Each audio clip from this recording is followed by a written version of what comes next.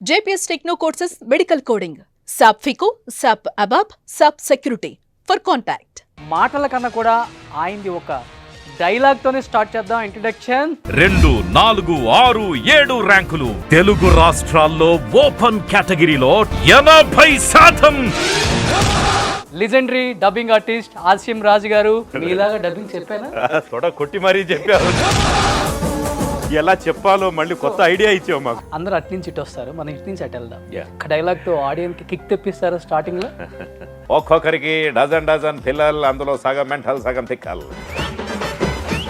మళ్ళీ the great mimicry artist ఆసియం రాజు అనాలా, అదే ది గ్రేట్ డబ్బింగ్ ఆర్టిస్ట్ ఆసియం రాజు గారు అనాలా? రెండు మిక్స్డ్ కాంబో. నువ్వు కాలు కదిపి ఆడితే ఆంధ్రదేశం దద్దరిల్లుతుంది. నందమూరి బిడ్డడా మజాక, చూపించరా నీ తడాక. ఆనాటి రాముడు ఈనాటి మనవడు నరకాన్ని చెడుగుడు ఆడేశారు అప్పుడు మళ్ళీ ఎప్పుడు. ఆహా.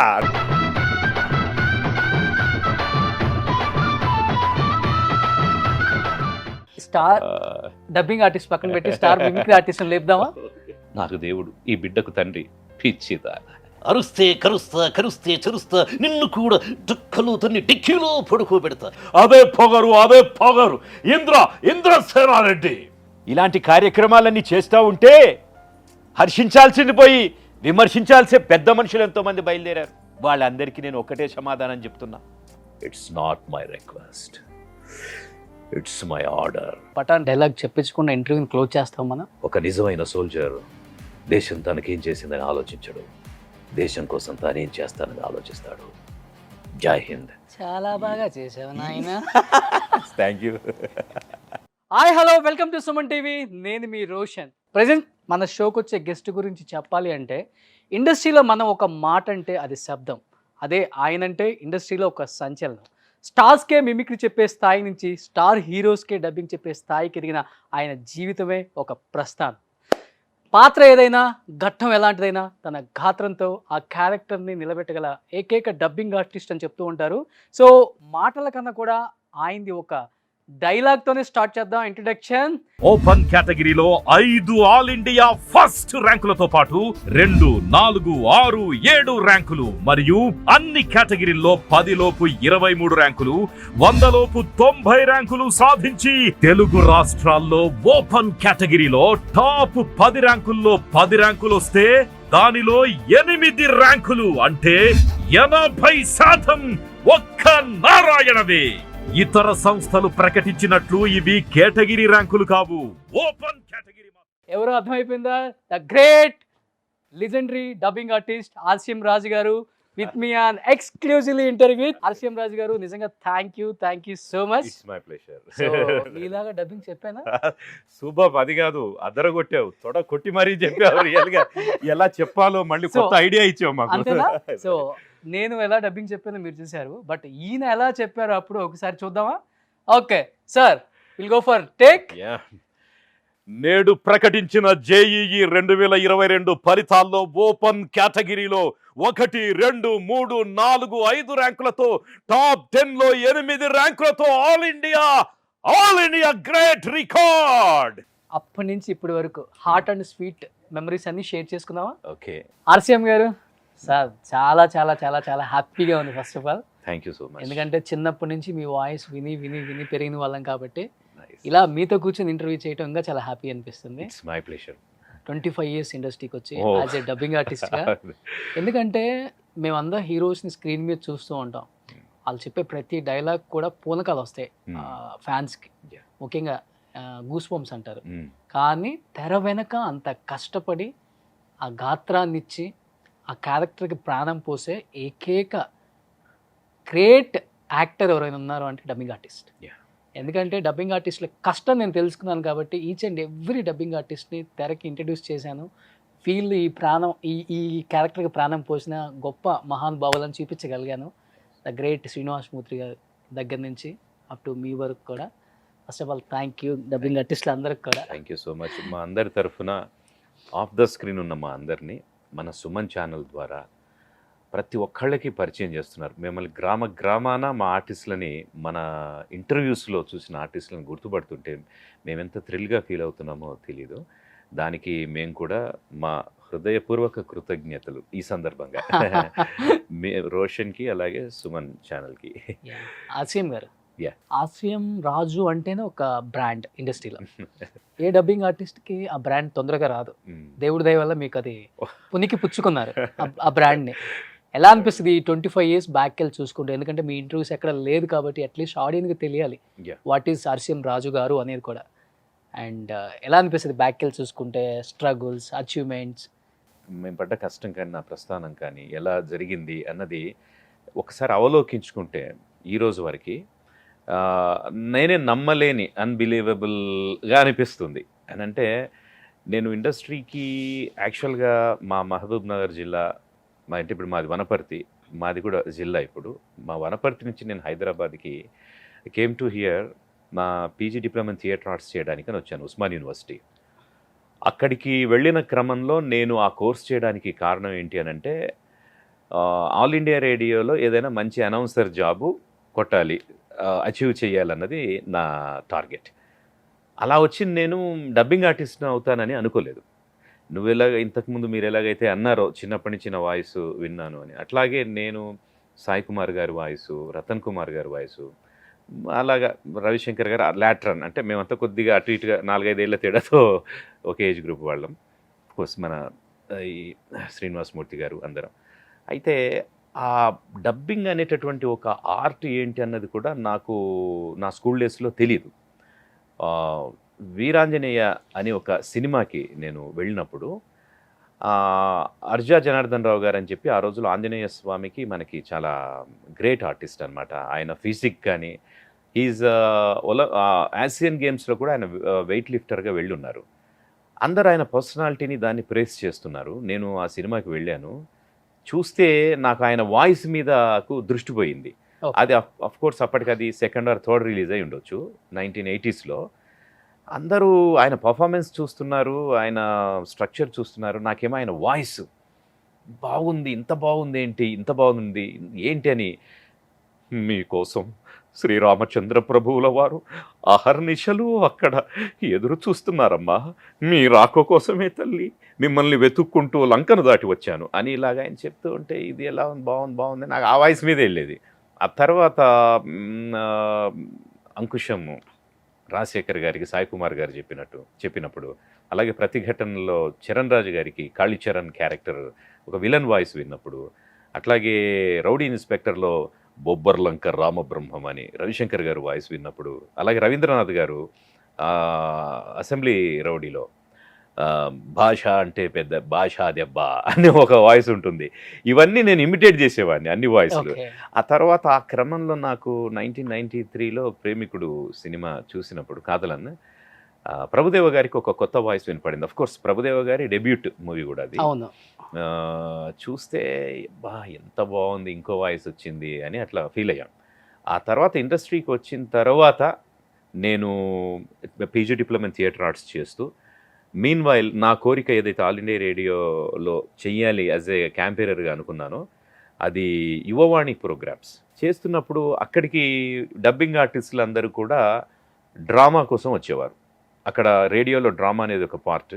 వీళ్ళందరూ మా డబ్బింగ్ ఆర్టిస్టులు అందరూ కూడా బి హై గ్రేడ్ ఆర్టిస్టులుగా, ఏ గ్రేడ్ ఆర్టిస్టులు కొంతమంది వచ్చేవాళ్ళు.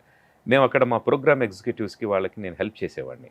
చేసినప్పుడు నా వాయిస్ విని ఏమో నీ వాయిస్ బాగుంది, నువ్వేం చేస్తున్నావు అంటే, నేను ఇట్లా యాక్టింగ్ సంబంధించిన course PG diploma theatre arts చేస్తున్నానండి. అంటే డబ్బింగ్ ఆడిషన్స్ ఉన్నాయి, నువ్వు రావచ్చు కదా అని అన్నారు. డబ్బింగ్ ఆడిషన్స్ అంటే సార్ అదే సాయి కుమార్ గారు రతన్ గారు చెప్తారు అట్లా కదా అంటే, అవునమ్మా నీకు ఇంట్రెస్ట్ ఉంటే రా, వాయిస్ బాగుంది అన్న.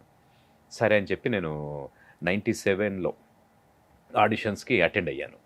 చిత్ర పరిశ్రమ అప్పటికి హైదరాబాద్కు వచ్చి 92లో, ఈ ఆఫ్టర్ 5 years నేను ఆడిషన్కి వెళ్ళాను. అప్పటికి నేను అనుకుంటున్నా, అంటే ఇది చాలా పెద్ద పరిశ్రమ, ఎన్నో సంవత్సరాల నుంచి ఉంది, ఇందులో మనం వేళ్ళునుకోవటం అనేటటువంటిది ఎంతవరకు సాధించగలుగుతాము. బట్ ఒక్కటే క్వాలిటీ, వాయిస్ బాగుంది అని.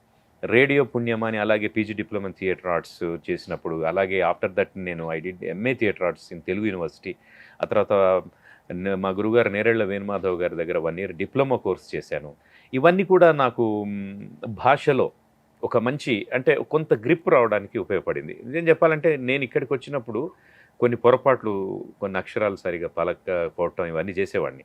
బట్ ఆల్ ఇండియా రేడియోలో మనం వ్యాఖ్యాతగా ఉన్నప్పుడు ప్రతి అక్షరం కూడా కౌంట్ అవుతుంది.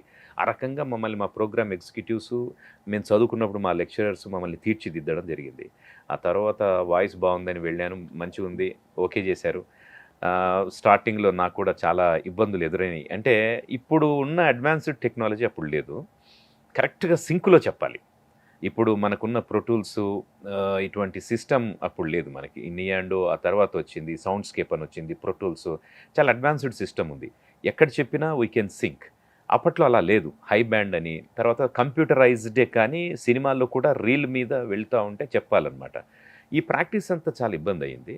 తర్వాత నేను ఫస్ట్ ఋతురాగాలు మొట్టమొదటి డైలీ సీరియల్ మన దూరదర్శన్లో వచ్చింది. అందులో నేను కర్రా నాగేష్ గారికి ఒక క్యారెక్టర్తో టీవీలో అరంగేట్రం చేసి, సుధాకర్ నాయుడు గారు, మంజులా నాయుడు గారు బాగా ఎంకరేజ్ చేసి అందులో నాకు అవకాశం ఇచ్చారు. బిందు నాయుడు గారు రైటర్, అందరు కూడా మంచి వాయిస్ రాజు, ఓకే నువ్వు కష్టపడు, చూద్దాం, కొత్త వాళ్ళకి అవకాశాలు మేము ఇస్తూ ఉంటామని అనడంతో నాకు కొంత కాన్ఫిడెన్స్. అక్కడ సాయిమోహన్ అని ఒక మా గాడ్ బ్రదర్ లాగా అబ్బాయి ఇంజనీర్ నాకు బాగా హెల్ప్ చేయటం. స్టార్టింగ్ డేస్లో నిజంగా ఇప్పుడు ఏంటని కాదు, స్టార్టింగ్లో మనల్ని ఎంకరేజ్ చేసి మనం అందులో ఒక ఎక్స్పర్ట్ అవ్వడానికి ఉపయోగపడ్డ మహామహులు అందరూ, వాళ్ళందరికీ మనం ఎప్పటికీ రుణపడి ఉండాలి. ఆ రకంగా టీవీల్లో ప్రాక్టీస్ చేసుకొని, అంటే లైక్ మనం రంజీలు అలాగా మ్యాచ్ ఆడితే జాతీయ జట్టులో చూసుకుందే లేదు అన్నట్టు ఇంకా 25 years వచ్చేసాను. ఇంకా అది గ్రేట్.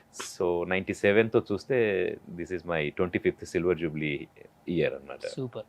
అందరూ అటు నుంచి ఇటు వస్తారు, మనం ఇటు నుంచి అటు వెళ్దాం. యా సో రీసెంట్గా పఠాన్ రిలీజ్ అయింది, యా అల్టిమేట్ సార్.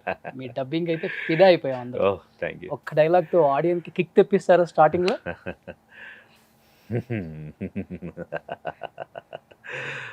బతికే ఉన్నాను, పార్టీ పఠాన్ ఇంట్లో పెట్టుకుంటే రాకుండా ఉంటాడా? తప్పకుండా వస్తాడు, టపాసులు కూడా తెస్తాడు. ఒక నిజమైన సోల్జర్ దేశం తనకేం చేసిందని ఆలోచించడు, దేశం కోసం తానేం చేస్తానని ఆలోచిస్తాడు. జై హింద్. ఇలాంటి డైలాగ్స్ హిందీ సినిమా కింగ్డమ్లో కొందరి వాయిస్లు అల్టిమేట్. బచ్చన్ సాబ్ కావచ్చు, షారుఖ్ గారు కావచ్చు, అట్లాగే ధర్మేంద్ర గారు, సంజీవ్ కుమార్, సునీల్ శెట్టి, అక్షయ్, అజయ్, ఎవరైనా, అమీర్ ఖాన్, ఈ వాయిస్లు చెప్తున్నప్పుడు ప్రేక్షకుడు ఏమని చూస్తాడంటే దానికి దగ్గరగా ఉండాలని ఆలోచిస్తాడు. సో నేను కొద్దిగా దీన్ని ఇమిటేట్ చేయడం కూడా జరిగింది షారుఖ్ని. అంతకుముందు స్వదేశ్ అనే ఒక మూవీ మా మూవీస్లో ఎక్కువగా వస్తుంటుంది ఇప్పటికీ, 26 జనవరికి అలాగా. ఆ దేశభక్తి పూరిత చిత్రం, అందులో కూడా షారుఖ్ గారికి చెప్పాను. అయితే పఠాన్లో మనకు షారుఖ్ అనగానే మనకు ఒక రకమైన ఇది ఉంటుంది, మీనమ్మా मैंने इसको नहीं देखा है क्या करते हो तुम इधर तुम आओ उधर तुम जाओ इधर मैं अच्छा हूँ, ఇలా ఇలా ఉంటుంది. అవేమీ లేవు అందులో, చాలా అసలు సిన్సియర్గా కానీ చాలా హై అని అంటున్నాడు. అమ్మో ఇది చాలా చాలా ట్రెమెండస్ ఉంది, దీనికి ఒక డిఫరెంట్ టోన్లో చెప్పాలని మా డబ్బింగ్ రైటర్ గోగినేని ప్రసాద్ గారు, మేమందరం బాంబే వెళ్ళి అక్కడ కూర్చొని కుస్తీ పట్టి దీన్ని చేయడం జరిగింది. నాజియా కూడా అలాగా కొన్ని డైలాగ్స్ మేమంతా మార్చుకుంటూ script writers with the help of and మా డబ్బింగ్ డైరెక్టర్ గారు ఎలా ఉంటే బాగుంటుందని, అక్కడ యశ్రాజ్ ఫిలిమ్స్ కదా, అక్కడే మా అంధేరి వెస్ట్లో ఇది స్టూడియో, ప్రసాద్ అని అక్కడ ఒక ఇంజనీర్, అందరం కలిసి కూర్చొని ఒక 3-4 రోజులు బాగా కుస్తీ పట్టి మొత్తానికి సినిమా చాలా గొప్ప విజయం సాధించింది. హిందీలో block buster as well as తెలుగులో కూడా బ్లాక్ బస్టర్. సూపర్. అంటే నేను మొదటి రోజు అలాంగ్ విత్ మై ఫ్యామిలీ నేను వెళ్ళినప్పుడు భయపడ్డాను, ఎందుకంటే హాల్ అంతా హౌస్ఫుల్ ఉంది. ఏమాత్రం తేడా కొట్టినా అది షారుఖ్ గారి వాయిస్గా లేదు అని తేడా కొడితే యాక్సెప్ట్ చేయరు ఆడియన్స్, ఎందుకంటే బాగా వెల్ నోటెడ్ వాయిస్లు. బచ్చన్ గారు ఉన్నారు, బచ్చన్ గారి వాయిస్ కూడా మనం అసలు जो उसको दस्तखत कर दे तो मैं भी करता हूँ, तो क्या क्या है मेरे पास, बोल रहा हूँ मेरे पास माँ है. ఆ వాయిస్ అలా ఉన్నప్పుడు దాన్ని తెలుగులో మనకు చెప్పినప్పుడు కొద్దిగా ఏముంది నీ దగ్గర అని అందరూ అడుగుతున్నారు, నా దగ్గర మా అమ్మ ఉంది అని చెప్పితేనే కాస్త అతుకుతున్నట్టుగా ఉంటుంది అన్నది నా యాజ్ ఎ మిమిక్రీ ఆర్టిస్ట్, బేసిక్గా మిమిక్రీ నుంచి వచ్చాను కాబట్టి నాకు ఆ క్యారెక్టర్ చూస్తే దాన్ని ఇమిటేట్ చేయాలన్న కోరిక పుడుతుంది. As well as dubbing. Imitation అంటే కంప్లీట్ ఇమిటేషన్ కాదు, మన వాయిస్ ఫ్లేవర్ ఉంటూ. ఆ మిమిక్రీ మీకు చాలా వరకు హెల్ప్ అయింది కదా సార్? చాలా ఎందుకంటే ఆయన మీనమ్మ ఆ స్క్రీన్ మీద యాక్టింగ్ వేరు, బట్ డబ్బింగ్ లో అది యాక్టింగ్ చేస్తూ చేయడం అనేది అమ్మో వేరే లెవెల్. ఆ బాడీ లాంగ్వేజ్ అలా చూపించాలి. యాంబియన్స్ ఒక్కోసారి నేను చాలాసార్లు చూశాను. యాక్టర్స్ ఏదైతే యాంబియన్స్ ఉన్నప్పుడు ఆ సరౌండింగ్స్లో వాళ్ళు కో యాక్టర్స్ సపోర్ట్ ఉండడం కానీ ఒక ఇది ఉంటుంది, ఎమోషన్ ఉంటుంది అక్కడ. అది డబ్బింగ్కి వచ్చేసరికి వాళ్ళు కూడా మళ్ళీ అలోన్గా ఒంటరిగానే డబ్బింగ్ చేయాల్సి ఉంటుంది. అప్పుడు కో యాక్టర్స్ ఉండరు. ఆ కో యాక్టర్ కౌంటర్ మనం అనుకోవాలి. ఎడిటింగ్లో ముఖాముఖి చెప్పింది ఆ షాట్ ఎక్కడ పడవచ్చు, ఈ షాట్ ఎక్కడ పడవచ్చు, దాన్ని ఊహించుకొని అనుభూతి చెంది చెప్పాలి. యాక్టింగ్ చేసిన వాళ్ళే ఒక్కోసారి ఏం చేస్తారంటే, నేను చూశాను కో డైరెక్టర్స్ వాళ్ళు, sir pilot is very good sir అంటుంటారు. అది ఆ మూడ్లో ఉందమ్మా, అక్కడ స్పాట్లో కో యాక్టర్ అదంతా ఉంది కదా, అప్పుడు అలాగొస్తుంది. బట్ ఓకే ఐ ట్రై అని చెప్పడం నేను చూశాను చాలాసార్లు. అన్నప్పుడు ఒక నటుడు తాను చెప్పుకున్నది మళ్ళీ చెప్పాలి అన్నప్పుడే ఎంతో కొంత పర్సంటేజ్ స్పాట్లో చెప్పిన దానికి కొంత స్లైట్ డిఫరెన్స్ ఉన్నప్పుడు మా డబ్బింగ్ ఆర్టిస్టులకు ఇంకా అది మరి బ్రహ్మ విద్య. అంటే అది మనం కాదు, ఎవరో చెప్పారు, ఎవరో చేశారు. ఈ ఎక్స్పీరియన్స్ నేను రక్త కన్నీరు మూవీలో ఉపేంద్ర గారికి డబ్బింగ్ చెప్పినప్పుడు ఫేస్ చేశాను. అంతవరకు శ్రీనివాసమూర్తి గారు ఏ షూ ఇవన్నీ చెప్పి ఉన్నారు. నేను రక్త కన్నీరులో, అంటే రక్త కన్నీరు అని అంటే మీరు చిన్న ఉన్నప్పుడు కాదు, మేము చిన్న ఉన్నప్పుడు నాగభూషణం గారు చేసిన రక్త కన్నీరు నాటకం. ఆ నాటకం ఎవరు చేశారు మాతృక అంటే తమిళనాడులో ఎంఆర్ రాధా గారు. ఓకే, అంటే రాధిక గారు ఫాదర్. ఆయన చేసిన ఫిలింని వీళ్ళు డబ్ చేశారు. డబ్ చేసినప్పుడు నాగభూషణం గారు డబ్బింగ్ చెప్పారు.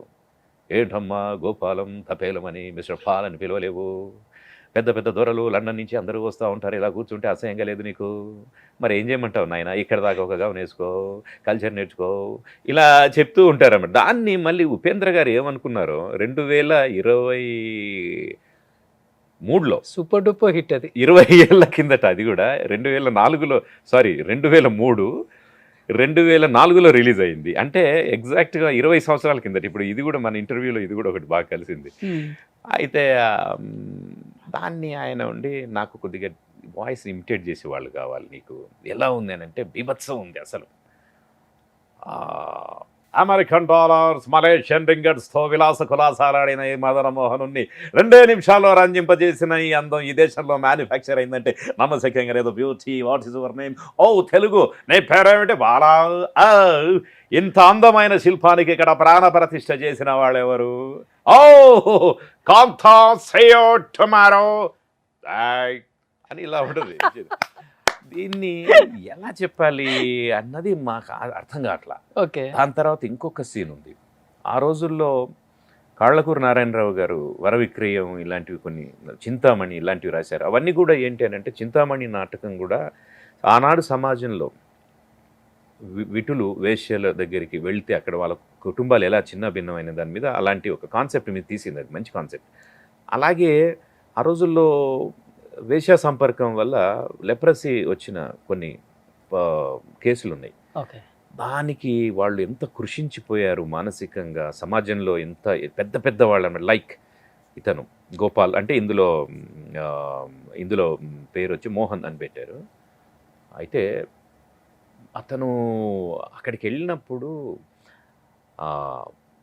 లెప్రసీ వస్తుంది.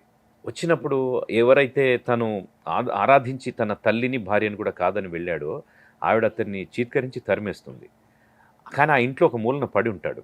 అదొక సీన్ పెట్టారు.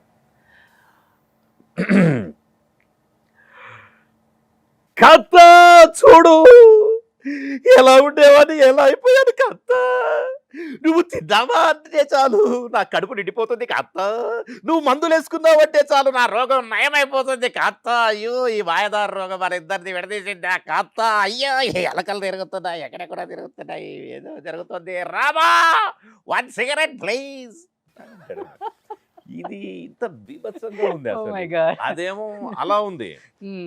మన దేశంలో ఫ్యూచర్ లేని దేశం, నేచర్ లేని రాష్ట్రం, ఒక్కొక్కరికి డజన్ పిల్లలు, అందులో సగం మెంటల్ సగం తిక్కలు. ఈ దేశంలో ఎవరికి ఎప్పుడు పెళ్లిళ్ళు చేసుకోవాలో తెలియదు, ఎంతమంది పిల్లల్ని కనాలో తెలియదు, కానీ పిల్లలు మాత్రం పుడుతూనే ఉంటారు. ఈ దేశ సంపత్తి పెరుగుతూనే ఉంటుంది. You got it my point. నేను అక్కడి నుంచి వచ్చాను బాలవ్ అని ఇలాగా ఇవన్నీ ఆయన పిలిపించుకున్నారు మమ్మల్ని. దీని రైటర్ భారతి బాబు గారు, ఓకే. కాంచన్ బాబు గారు మా ఇన్ఛార్జ్, మా ఇద్దరిని సిద్ధం చేసి అక్కడికి పంపించారు. బెంగళూరు వెళ్ళాం. అశ్విన్ థియేటర్ అక్కడ వచ్చారు, ఉపేంద్ర గారు వచ్చారు. నోడయ్య ఓసారి చూడండి అన్నారు. చూసాం. చెప్దామా అన్నారు. సాధు కోకిల గారు మ్యూజిక్ డైరెక్టర్ అండ్ డైరెక్టర్, సాధు కోకిల గారు దానికి డైరెక్టర్. చెప్పమన్నారు, చెప్పాను. చూసారా నేను చెప్పిన దానికి మీ దానికి చాలా తేడా ఉంది అని మళ్ళీ చెప్పాను. నో, ఇంకా మీరు ఆ పాయింట్కి ఇంకా రావట్లేదు అన్నాడు. అప్పుడు నేను అన్నాను, సార్ చిన్న మై రిక్వెస్ట్ సార్ అన్న. ఏం చెప్పు? మీరు దాదాపు 70 రోజులు షూటింగ్ చేశారని తెలిసింది సార్. అట్లాగే ఒక 14 రోజులు 20 రోజులు డబ్బింగ్ చెప్పారని తెలిసింది. మీరు వెళ్ళినట్టు నేను విత్ ఇన్ ఏ మినిట్స్ ఎలా వెళ్ళగలను సార్ అన్న. అనేవరకు ఇలా చూశాడు. రైట్ సాధు, పిక్చర్ ఎక్కడుంది మన దగ్గర? మ్యాజెస్టిక్ అక్కడ సుదర్శన్ థియేటర్ అని ఉంది. అక్కడ మన వాళ్ళు తీసుకెళ్ళి అక్కడ కూర్చోబెట్టి మేనేజర్ చెప్పి సినిమా చూపించండి, చూపించిన తర్వాత ఎస్ యు ఆర్ రైట్ అని. అలాగా ఒక క్యారెక్టర్లోకి మనం వెళ్ళాలి అంటే ఎంత ఎక్సర్సైజ్ ఉంటుంది అన్నదానికి నేను బై ద వే ఇదంతా చెప్పుకుంటూ వచ్చాను. నేను మొత్తానికి డబ్బింగ్ అనేటటువంటిది చెప్పాలి అంటే ఒక సుకృతం, ఒక యోగం. అంటే అది ఎంత కాన్సన్ట్రేషన్ ఉంటుందంటే అది ఎవరైనా నటుడు కానీ మనం కానీ చెప్పినప్పుడు ఈ 180 degrees రేడియస్లో మనం డబ్బింగ్ చెప్తున్నప్పుడు మన మనసు, బుద్ధి, మన దృష్టి మొత్తం 3 ఒకే దాని మీద ధ్యానమై లగ్నమై ఉండాలి. ఈ రేడియస్లోకి, ఈ ఎరాలోకి ఎవరు వచ్చిన ఏరియాలోకి చెప్పలేం, మనం డిస్టర్బ్ అవుతాం. అప్పుడప్పుడు మేము డబ్బింగ్ చెప్తుంటే మా ఎమోషన్స్ ఎలా ఉంటాయని చూడాలని కొంతమంది అనుకుంటూ ఉంటారు. నారాయణమూర్తి గారు బాగా మేము చాలా విషయాలు ముచ్చటించుకుంటూ ఉంటాము. The great person, legendary person. ఒక ఆశయం కోసం ఆయన ఇన్ని సంవత్సరాలుగా సినిమాలు తీస్తున్నారు. ఆయన సినిమాల్లో నేను చాలా వర్క్ చేశాను. ఒక నంది అవార్డు కూడా సార్ సినిమాకి వచ్చింది. నేను డబ్బింగ్ చెప్తుంటే ఎమోషన్స్ అయి చూస్తూ ఉంటారు. నేను అంటాను, సార్ చూడకండి సార్ అంటాను. నేను చూసింది నీకు తెలిసిందా బాసు అంటాడు. అవును సార్ తెలిసిందంట. అవునా అని ఒకసారి కిందికి ఉండి మైక్ కింద ఉండి ఇలా చూస్తున్నారు, కింద ఉండి ఇలా చూస్తున్నారు. సార్ మీరు చూస్తున్నారని, ఇది కూడా చూసేశారు మీరు, గ్రేట్ యాక్టర్ నేను అట్లాగా. Same దించేస్తున్నారు. ఆయనతో చాలా అసలు ఎన్నో విషయాలు మాట్లాడుకుంటున్నాను. ఒకసారి ఆయన వాయిస్, ఆయన సినిమాలో. అంటే అమ్మదయ్య వల్ల సినిమా ఇండస్ట్రీ బాగుండాలండి. ఈరోజు ఎన్నో కాలువలు, ఏర్లు ఎగువ పాడుతుంటే కూడా బీడు మారిపోయినటువంటి భూముల గురించి ఈరోజు ఈ రాష్ట్ర ప్రభుత్వం చేస్తున్న కృషిని మనమందరం heads of sir, heads of.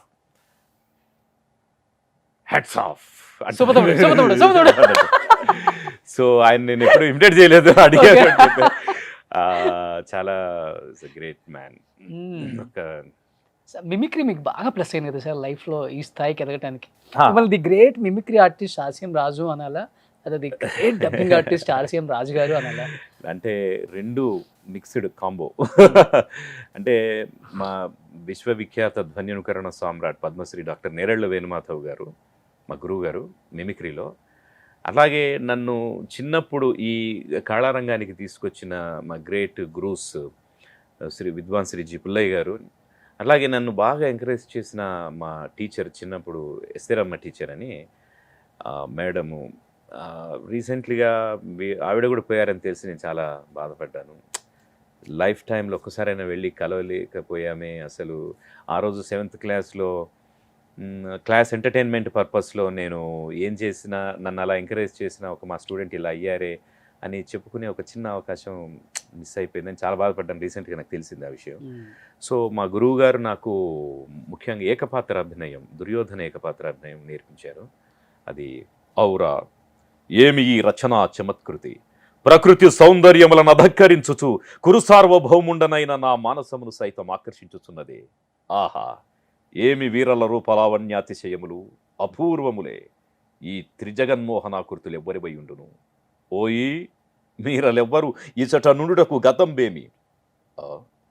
ఏమివి మాటలాడుకున్నవి ఓయి మీరలెవ్వరూ ఇచ్చట నుండుకు గతంబేమి ఏమిది ఇవి సాలబంజికలు సజీవ మానుషాకృతిని దలపింపజేయుచున్నవే వివిధ ఫలభరనత శాఖా శిఖా తరువర విరాజితంబు రాజిత తరుస్కంధ సమాశ్రిత దివ్య సురభిళా పుష్పవల్లి మతల్లిగా సంభాసురంబు భాసుర పుష్పగుచ్ఛ శర్వన్మధుర మధుర సాస్వాదనార్థ సంభ్రమద్భ్రమర కోమల ఝంకార నినాద మేధురంబు మేధుర మధుకర ఘన ఘనా శంఖానార్తన క్రీడాభిరామ మయూరవార విస్తృత కలాప రమణీయంబు రమణీయ కోమల కలాపలాప మంజుదోహద ధుపధుమాంకుర సంకీర్ణంబు సంకీర్ణ నికుంజ పుంజ సుందరంబు ఆహా ఈ ఆరామ సౌకుమార్యం అత్యంత మనోహరంబు దినదినానేక నూత్న రామావలోకన రంజిత కౌరవంశవర్ధన మన ప్రమోదావహంబగు నీ నిష్కుటంబు తక్కరుల కదృత దర్శనీయంబగుట నిర్వివాదాంశము కాననే మయసభా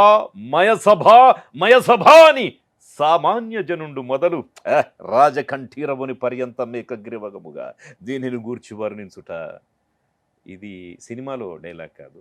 ఓకే, దీన్ని నేర్చుకోవడం మూలన నాకు ఒక డిక్షన్ బాగా అబ్బడానికి అనుకోకుండా, అంటే యద్భావం తద్భవతి అని ఒక నటుడు కానీ ఒక యాంకర్ కావచ్చు, లేకపోతే సైంటిస్ట్ కావచ్చు, ఎవరి ఒక లెక్చరర్ కావచ్చు, ఒక రాజకీయ నాయకుడు కావచ్చు, వాళ్ళకి జన్మతః ఏదో ఒక శక్తి వాళ్ళని ఆ వైపు నడిపిస్తుందేమో. మనం ఆర్టిస్ట్ కావడానికి ఇన్ని ఎలిమెంట్స్ అనుకోకుండానే అన్యాపదేశంగా మనకు వచ్చాయేమో అని. ఈ మధ్య రీసెంట్గా సత్యనారాయణ గారు స్వర్గీయులైనప్పుడు వివిధ భారతిలో ఆయన ఇంటర్వ్యూ చేశారు. ఆయన ఒక మాట చెప్పారు, ఆయన వాయిస్లో చెప్తారు. ప్రతి ఒక్కరూ పుట్టుకతోనే ఏదో ఒక విద్యను అభ్యసించుకొని అందులో నిష్ణాతులు అవ్వాలని ఉంటారు. మన యొక్క సెల్స్ అన్నీ కూడా ఆ యొక్క ప్రక్రియకి అనుగుణంగా తయారై ఉంటాయి. ఆ సెల్స్ అదే విధంగా రియాక్ట్ అవుతాయి. నువ్వు నటుడివి కావాలంటే నటుడు అవుతావు, సైంటిస్ట్ కావాలంటే సైంటిస్ట్ అవుతావు, డాక్టర్ కావాలంటే డాక్టర్. ఇదే బాగా చెప్పారు. ఇప్పుడు చెప్పారు, వయసులో ఉన్నప్పుడు ఎలా చెప్పేవాళ్ళు. ఒక సినిమాలో శారద గారు సత్యనారాయణ గారు కాంబినేషన్ ఉంటుంది. శారద గారు వాయిస్ కూడా చేశారు. అంటే ఇంత బేస్ పెట్టుకుని శారద వాయిస్ ఎలా చేస్తాం అంటే అది డిఫరెంట్. ఇప్పుడు బాగా ట్రోల్ అవుతుంటది కదా నా voice, Batman on the Dark Knight, Heath Ledger కి జోకర్ వచ్చిందండి వయ్యారి. ఇది డైలాగ్ బాగా good evening ladies and gentlemen కూర్చొక సెట్ ఏ బాబాయ్ ఇది రింగు తీశారంటే పుచ్చలు లెగిసిపోతే అంటే వచ్చిందండి వయ్యారి అంటే ఇవన్నీ ట్రోల్ అవుతాను నేను అనుకోవాలి. అలాగే ఉపేంద్ర గారి బ్రాహ్మణ జలమితి భస్మం అని అది శివుడి గురించి చెప్తారు, పంచాక్షరి శివ పంచాక్షరి, ఆ డైలాగ్స్ కానీ ఇవన్నీ ట్రోల్ అవుతూ ఉంటే బాగా మాకు కూడా అనిపిస్తుంది. ఆ రోజు అలా కష్టపడి చెప్పారు.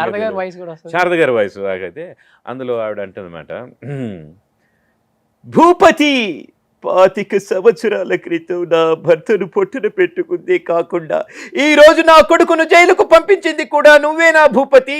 నీ అన్యాయాలను అక్రమాలను దండించేవాడు ఎక్కడో ఓ చోట పుట్టే ఉంటాడు భూపతి, పుట్టే ఉంటాడు. నన్నెవరు ఏమి చేయలేరు నాగమ్మ, నాతో పెట్టుకుంటే అందరూ అయిపోయినట్టే. భూపతి ఏ పుట్టలో ఏ పాము ఉంటుందో ఎవరికి తెలుసు? ప్రతి పుట్టలోనూ పాములే ఉంటాయని నాకు బాగా తెలుసు అంటే అది ఆయన ఆ వయసులో ఉన్నప్పుడు ఆ రకంగా ఇవన్నీ. అట్లాగే శ్రీదేవి పెళ్ళి మిమిక్రీ క్యాసెట్ అవి బాగా చేసేవాళ్ళం. ఎంఆర్ ప్రసాద్ గారు అని ఆ రోజుల్లో ఆయన బాగా ములుగు రామలింగేశ్వర ప్రసాద్ గారు, ఆ తర్వాత ఆయన సిద్ధాంత్ అయ్యారు, ఈ మధ్య లేరు ఆయన కూడా. సో అట్లాగే మా గురువు గారు హరికిషన్ గారు మన దగ్గరికి వచ్చారు, ఇంటర్వ్యూ ఇచ్చారు. గ్రేట్. వీళ్ళందరినీ నేను చూస్తూ మేమంతా ఇదంతా నాలెడ్జ్ ట్రాన్స్ఫర్మేషన్, ఒక జనరేషన్ నుంచి ఇంకో జనరేషన్కి. మేము ఓ రకంగా మా జనరేషన్ కొద్దిగా బ్లెస్డ్ అని మేము అనుకుంటాం. మీతో కంపేర్ చేస్తే మేము చాలా విషయాలు అంటే మాకు అప్పుడు ఏం లేదు.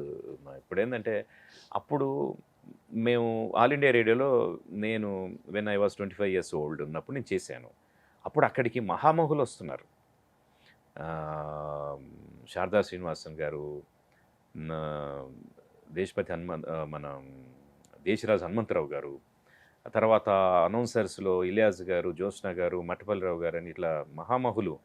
వాళ్లను మేము రేడియోలో మేము చిన్నప్పుడు బాల వినోదం, తురగా జానకిరాణి గారు ఇలా వినేవాళ్ళం. అయితే అట్లాగే ఈటీవీలో మాకు కమల్ తేజ్ గారని తాతగారని వీళ్ళందరూ బాగా డబ్బింగ్లో ట్రైనింగ్ ఇచ్చేవాళ్ళు. ఆ డబ్బింగ్ అంటే అప్పటికి మేము వర్క్ చేసేప్పటికి వాళ్ళకి 70-75 ఏళ్ళు ఉన్నాయి, మాకు 25 ఏళ్ళు అనుకుంటే. ఇప్పుడు మొత్తం వాళ్ళ గురువుల వయసు, వీళ్ళు 25 ఏళ్ల పిల్లలుగా వాళ్ళు ఉన్నప్పుడు వాళ్ళ గురువుల వయసు 25 ఏళ్ళ, ఇప్పుడు వీళ్ళకి 75 ఏళ్ళు అంటే 100 సంవత్సరాల ఒక అద్భుతమైనటువంటి నాలెడ్జ్ ట్రాన్స్ఫర్మేషన్ మేము అందిపుచ్చుకోవడం అవకాశం కలిగింది. ఈరోజు ఇన్ని వ్యాఖ్యానాలు, ఈటీవీ మార్గదర్శి, తీర్థయాత్ర, సుఖీభవ, భక్తి ఛానల్లో కార్యక్రమాలు కానీ, ఏవీస్ కానీ ఈరోజు చెబుతూ ఉన్నామని అంటే ఒక పర్సన్ చూసి ఇలాగా మనం ఫాలో కావాలి అని కొన్ని మమ్మల్ని ఎగ్జాంపుల్స్గా చెబుతున్నారు అని అంటే ఇదంతా మాత సరస్వతి మాత వాగ్దేవి కటాక్షం, నటరాజ స్వామి ఆశీస్సులు, గురువుల ఆశీస్సులు, ఆదరిస్తున్న ప్రేక్షక మహాశయులు, శ్రోతలు, ఎందరో మహానుభావులు, మీడియా వారు అందరికీ శిరస్సు అయ్యో నమస్కారాలు. సో ఆల్మోస్ట్ హీరోస్కి విలన్స్కి ఏకధాటిగా చెప్పిన ఏకైక డబ్బింగ్ ఆర్టిస్ట్ అంటే ఆర్సీఎం రాజు. అంటే హీరోస్ని బ్యాలెన్స్ చేశారు, ఇటు విలన్స్కి వాయిస్ని బ్యాలెన్స్ చేశారు. చాలా కష్టం సార్ ఇది. ఒక హీరోని ఒక విలన్ బ్యాలెన్స్ చేయడం చాలా కష్టం. అక్కడ హై పిచ్ ఉంటుంది, ఇక్కడ హై పిచ్ లో పిచ్ రెండు మెయింటైన్ చేస్తూ ఈక్వల్ బేస్ న్యూట్రల్గా చెప్పాలి. చాలా కష్టం వాయిస్ని షింక్ చేయటం. అది ఎలా పాసిబుల్ అయింది మీకు? అంటే ఇది మళ్ళీ మిమిక్రీ అనేటటువంటిది నాకు, నేను మొగల్ రేకులు చక్రవాకం సీరియల్స్ చెప్తున్నప్పుడు కూడా అత్యంత సాగర్కి ఆర్కే నాయుడు, అంతకుముందు సెల్వా, ఇక్బాల్, ఇర్ఫాన్ అని, అందులో సికందర్, ముక్తార్ వేసేవాడు, అట్లాగే జేమ్స్, మధు. తర్వాత అంటే మూడు క్యారెక్టర్స్ నేను ఒకే సీరియల్లో చెప్పడం జరిగింది. 24 టీఆర్పీ చక్రవాకం, అవును, 17-18 టీఆర్పీ మొగల్ రేకులు. మా సుధాకర్ నాయుడు సార్ దగ్గరికి వెళ్తే ఆయన ఒకే మాట అన్నాడు, ఆయన కూడా చాలా బ్రహ్మాండమైన వాయిస్ సార్, చాలా కష్టం అమ్మా, మన టీఆర్పీని మనం రీచ్ అవ్వడం చాలా కష్టం ఇది అని అనేవారు. అంటే 24 అప్పట్లో జాతీయ స్థాయిలో ఒక హిందీ సీరియల్కు 23-24 వస్తుంది. అంటే హిందీ మాట్లాడేవాళ్ళు రీచబిలిటీ ఎక్కువ కదా, మనది కేవలం రీజనల్. ఒక 24 వచ్చింది. అందులో ఇర్ఫాను, ఇక్బాలు అని హీరో డ్యూయల్ రోలు, అందులో జేమ్స్ విలన్ రోలు. అట్లాగే మొగల్ రేకులకు వచ్చేసరికి ఆర్కే నాయుడు, మున్నా, సికందర్, ముక్తార్. ఎలా sir, how it is possible? కంటిన్యూగా ఒకేసారి వాళ్ళకి షాట్ ఉందనుకో, ఎందుకంటే సాగర్కి ఆర్కే నాయుడుకి ఆయన కన్నా కూడా ఆయన వాయిస్కి ఫ్యాన్స్ ఎక్కువ. అప్పుడు అంటే ఈక్వల్ ఉన్నారు, బ్యాలెన్స్ చేశారు. ఒకసారి ఇప్పుడు చూపించండి. ఆర్కే నాయుడు బాంబేలోని యాక్టివిటీస్ అన్ని నేను విన్నాను. అక్కడి నుంచి ఇక్కడికి వచ్చిన తర్వాత సేమ్ పర్సన్ సేమ్ డీలింగ్స్ చేస్తున్నాడంటే నాకు అప్పుడే అనుమానం వచ్చింది, అది నువ్వే, బాంబేలో ఉన్న మున్నానే నువ్వు.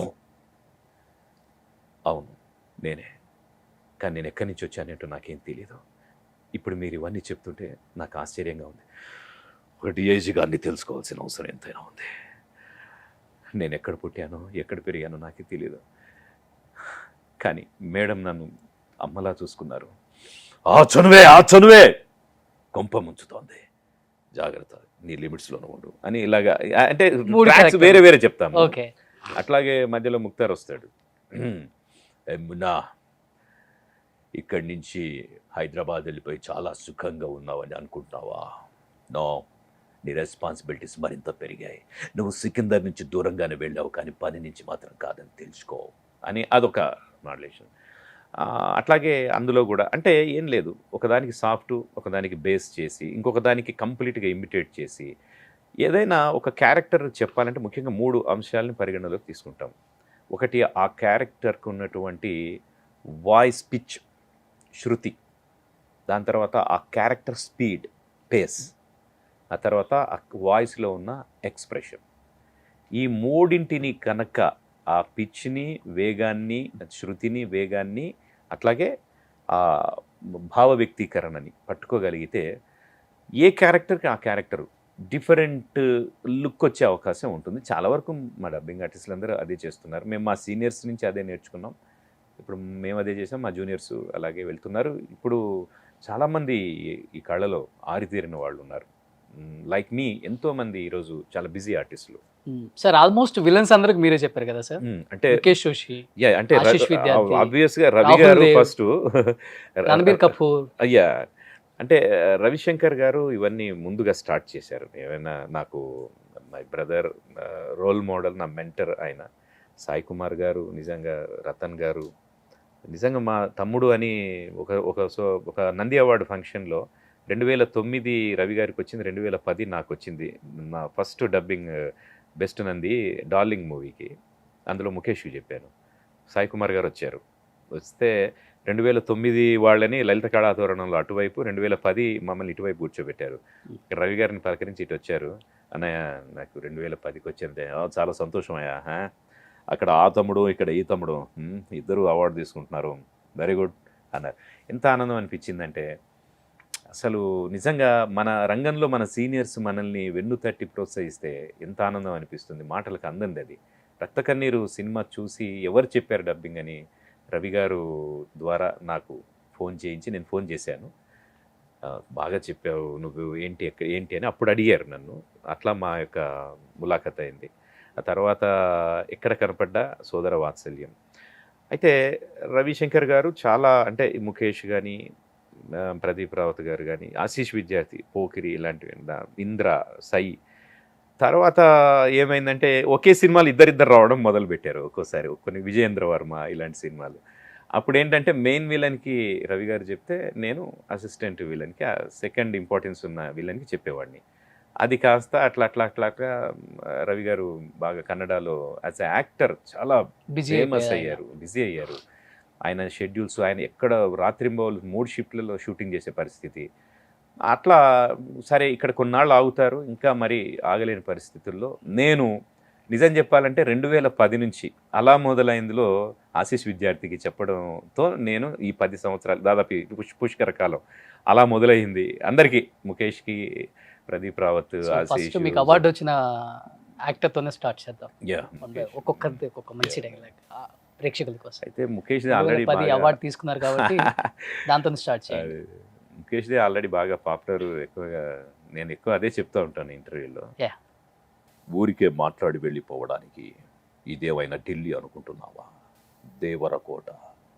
దేవరకోటలో మామిడి తోట. నీ ఇంట్రెస్ట్ కొద్దేదో ఊరిని దత్తత తీసుకుంటున్నావట, మా జోలికి ఎందుకు వస్తున్నావురా అంటే మేనరిజం కూడా చూడండి.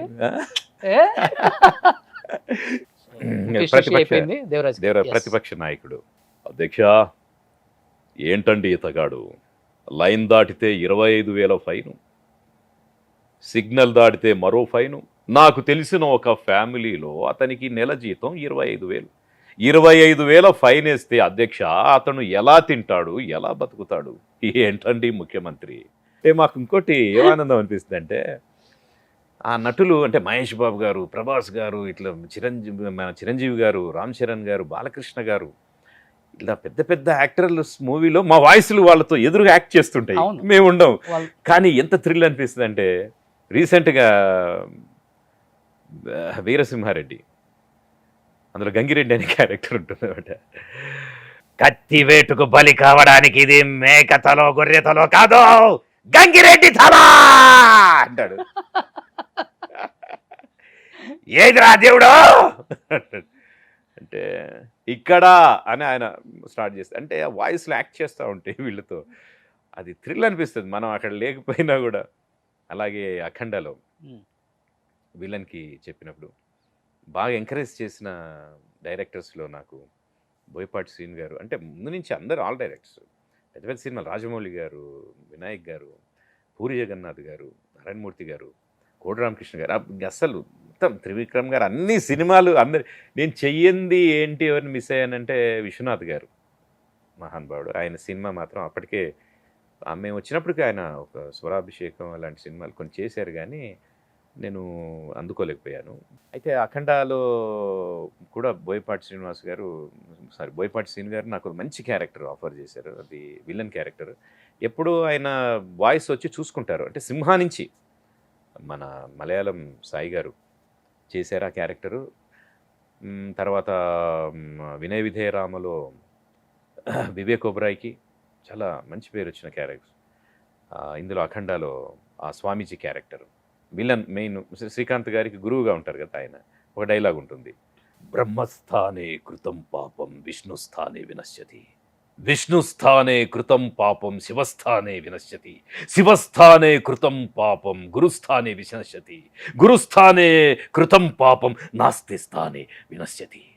నేను మీలోనే ఉన్నా, మీతోనే ఉంటా. శుభం భూయాత్. ఈజ్ మై గుడ్ ఫ్రెండ్ అవునా?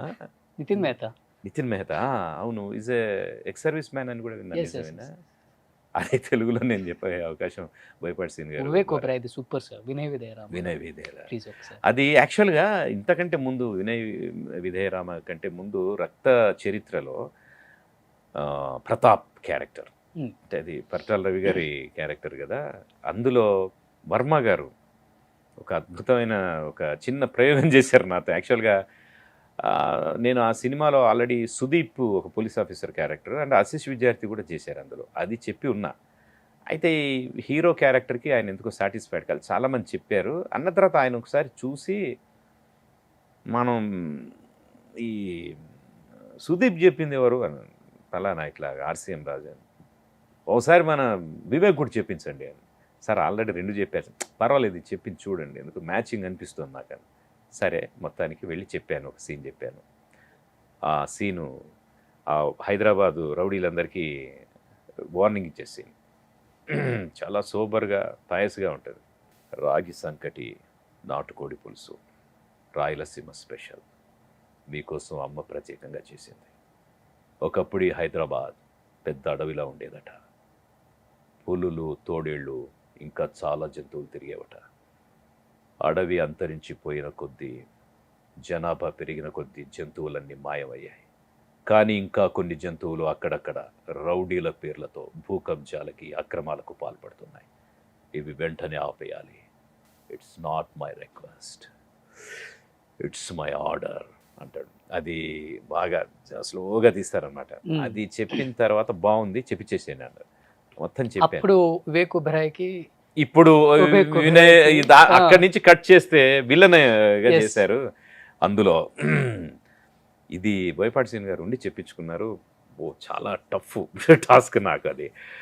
ఆ పాముతో కాటు వేయించుకుంటే ఒక అబ్బాయి అక్కడ రాజుభాయ్ ఎవరో తెలీదా అంటే, తెలీదంటే భయంకరమైన పాముతో కాటు వేయించుకొని కళ్ళన్నీ ఎర్రగైపోయి అప్పుడు చెప్పే డైలాగ్, పాము కాటుకో మనిషి వేటుకో చావడానికి ఈ రాజుబాయ్ మామూలు మనిషి కాదు, మృగం అంటాడు. గ్రేట్. అది అంతా చెప్పిన తర్వాత సార్ ఏమంటారంటే, సూపర్ బ్రహ్మాండం చేశారు ఆర్సీఎం, ఇంతకంటే బాగా చెప్పగలరు, ఇంకొక టేక్ వెళ్దామంటారు ఆయన అనేవారు. సరే ఇంకొక టేక్. అలాగా ఎమోషన్ని పండించడంలో చాలా దిట్ట. అట్లాగే రాజమౌళి గారు దగ్గరుండి చెప్పించింది ఒక స్పెషల్ అకేషన్స్. రీసెంట్గా RRRలో సముద్రకని గారికి, అట్లాగే అంతకుముందు ఎన్టీ రామారావు గారికి, సీనియర్ రామారావు గారికి యమదొంగలో అక్కడ సీన్స్ నరకంలో ఇద్దరు కలుసుకుని జూనియర్ ఎన్టీఆర్ సీనియర్, అక్కడ నేను రామారావు గారికి చెప్పిన డైలాగు, ఏం మనవడా ఎలా ఉన్నారు నా తెలుగింటి ఆడపడుచులు తమ్ముళ్ళంతా, అది వారి అభిమానం, ఒంటరిగా పార్టీ పెట్టి తెలుగు ప్రజల నోట జేజేలు కొట్టించుకున్న ఈ తాతకి మనవడివి, నీకు ఓటమే ఈ యముడెంత, నువ్వు కాలు కదిపి ఆడితే ఆంధ్రదేశం దద్దరిల్లుతుంది, నందమూరి బిడ్డడా మజాక, చూపించరా నీ తడాక, లేండి డాన్స్ చేయండి.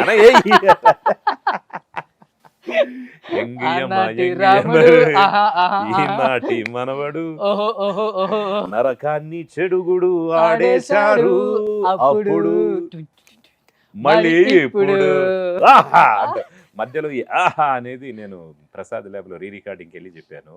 కీరవాణి గారు ఉన్నారు అక్కడ, రాజమౌళి గారు కూడా ఉన్నారు. రామారావు గారితో వర్క్ చేశారండి మీరు అన్నారు.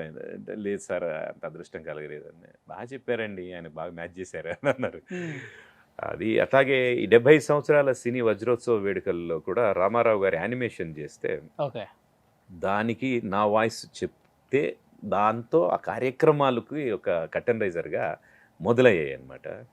అది నిజంగా కళామతల్లి ఆశీస్సులు కాకపోతే 75 సంవత్సరాల సినీ వజ్రోత్సవ వేడుకలు, ఇంకా 90 ఏళ్లకు వచ్చాం, 15 ఏళ్ళు అయిపోయింది. అలాంటి అకేషన్లో రామారావు గారి వాయిస్, తెలుగు వాళ్ళు భారతదేశ వ్యాప్తంగా అనేక చలనచిత్రాలు అనేక రంగాలలో కథాంశాలతో తీశారు. అందులో సాంఘికాలు, పౌరాణికాలు, జానపదాలు ఇలా సుసంపన్నమైన ఈ తెలుగు చిత్రసీమ ఈరోజు 75 వసంతాల పండగ చేసుకుంటున్న సందర్భంగా నా భూతో నా భవిష్యత్తు మీ అందరికీ నా ఆశీస్సులు అందజేస్తున్నా. చాలా బాగా చేసావు నాయన. Thank you. బాగా చేసావు నువ్వు. సో ఆ వాయిస్తో అలాగా ఓపెన్ అయింది. అది విన్ని నాగేశ్వరరావు గారు కూడా, మాకు ఉమా గారు అని వివిధ భారతి ప్రోగ్రామ్ మేడం, ఆవిడ నాగేశ్వరరావు గారి దగ్గరికి వెళ్ళి ఈ విషయం చెప్తే ఆయన ఏమిటి అతను చేశాడా, ఎక్కడి నుంచి వస్తున్నాడు ఈ పెద్ద ఆయరా, ఎక్కడి నుంచో వాయిస్ వస్తుంది అని అందరం కాసేపు కన్ఫ్యూజ్ అయ్యాం. ఎప్పుడు వాయిస్ పెట్టారు, ఎప్పుడైతే చెప్పారు అనుకున్నాం.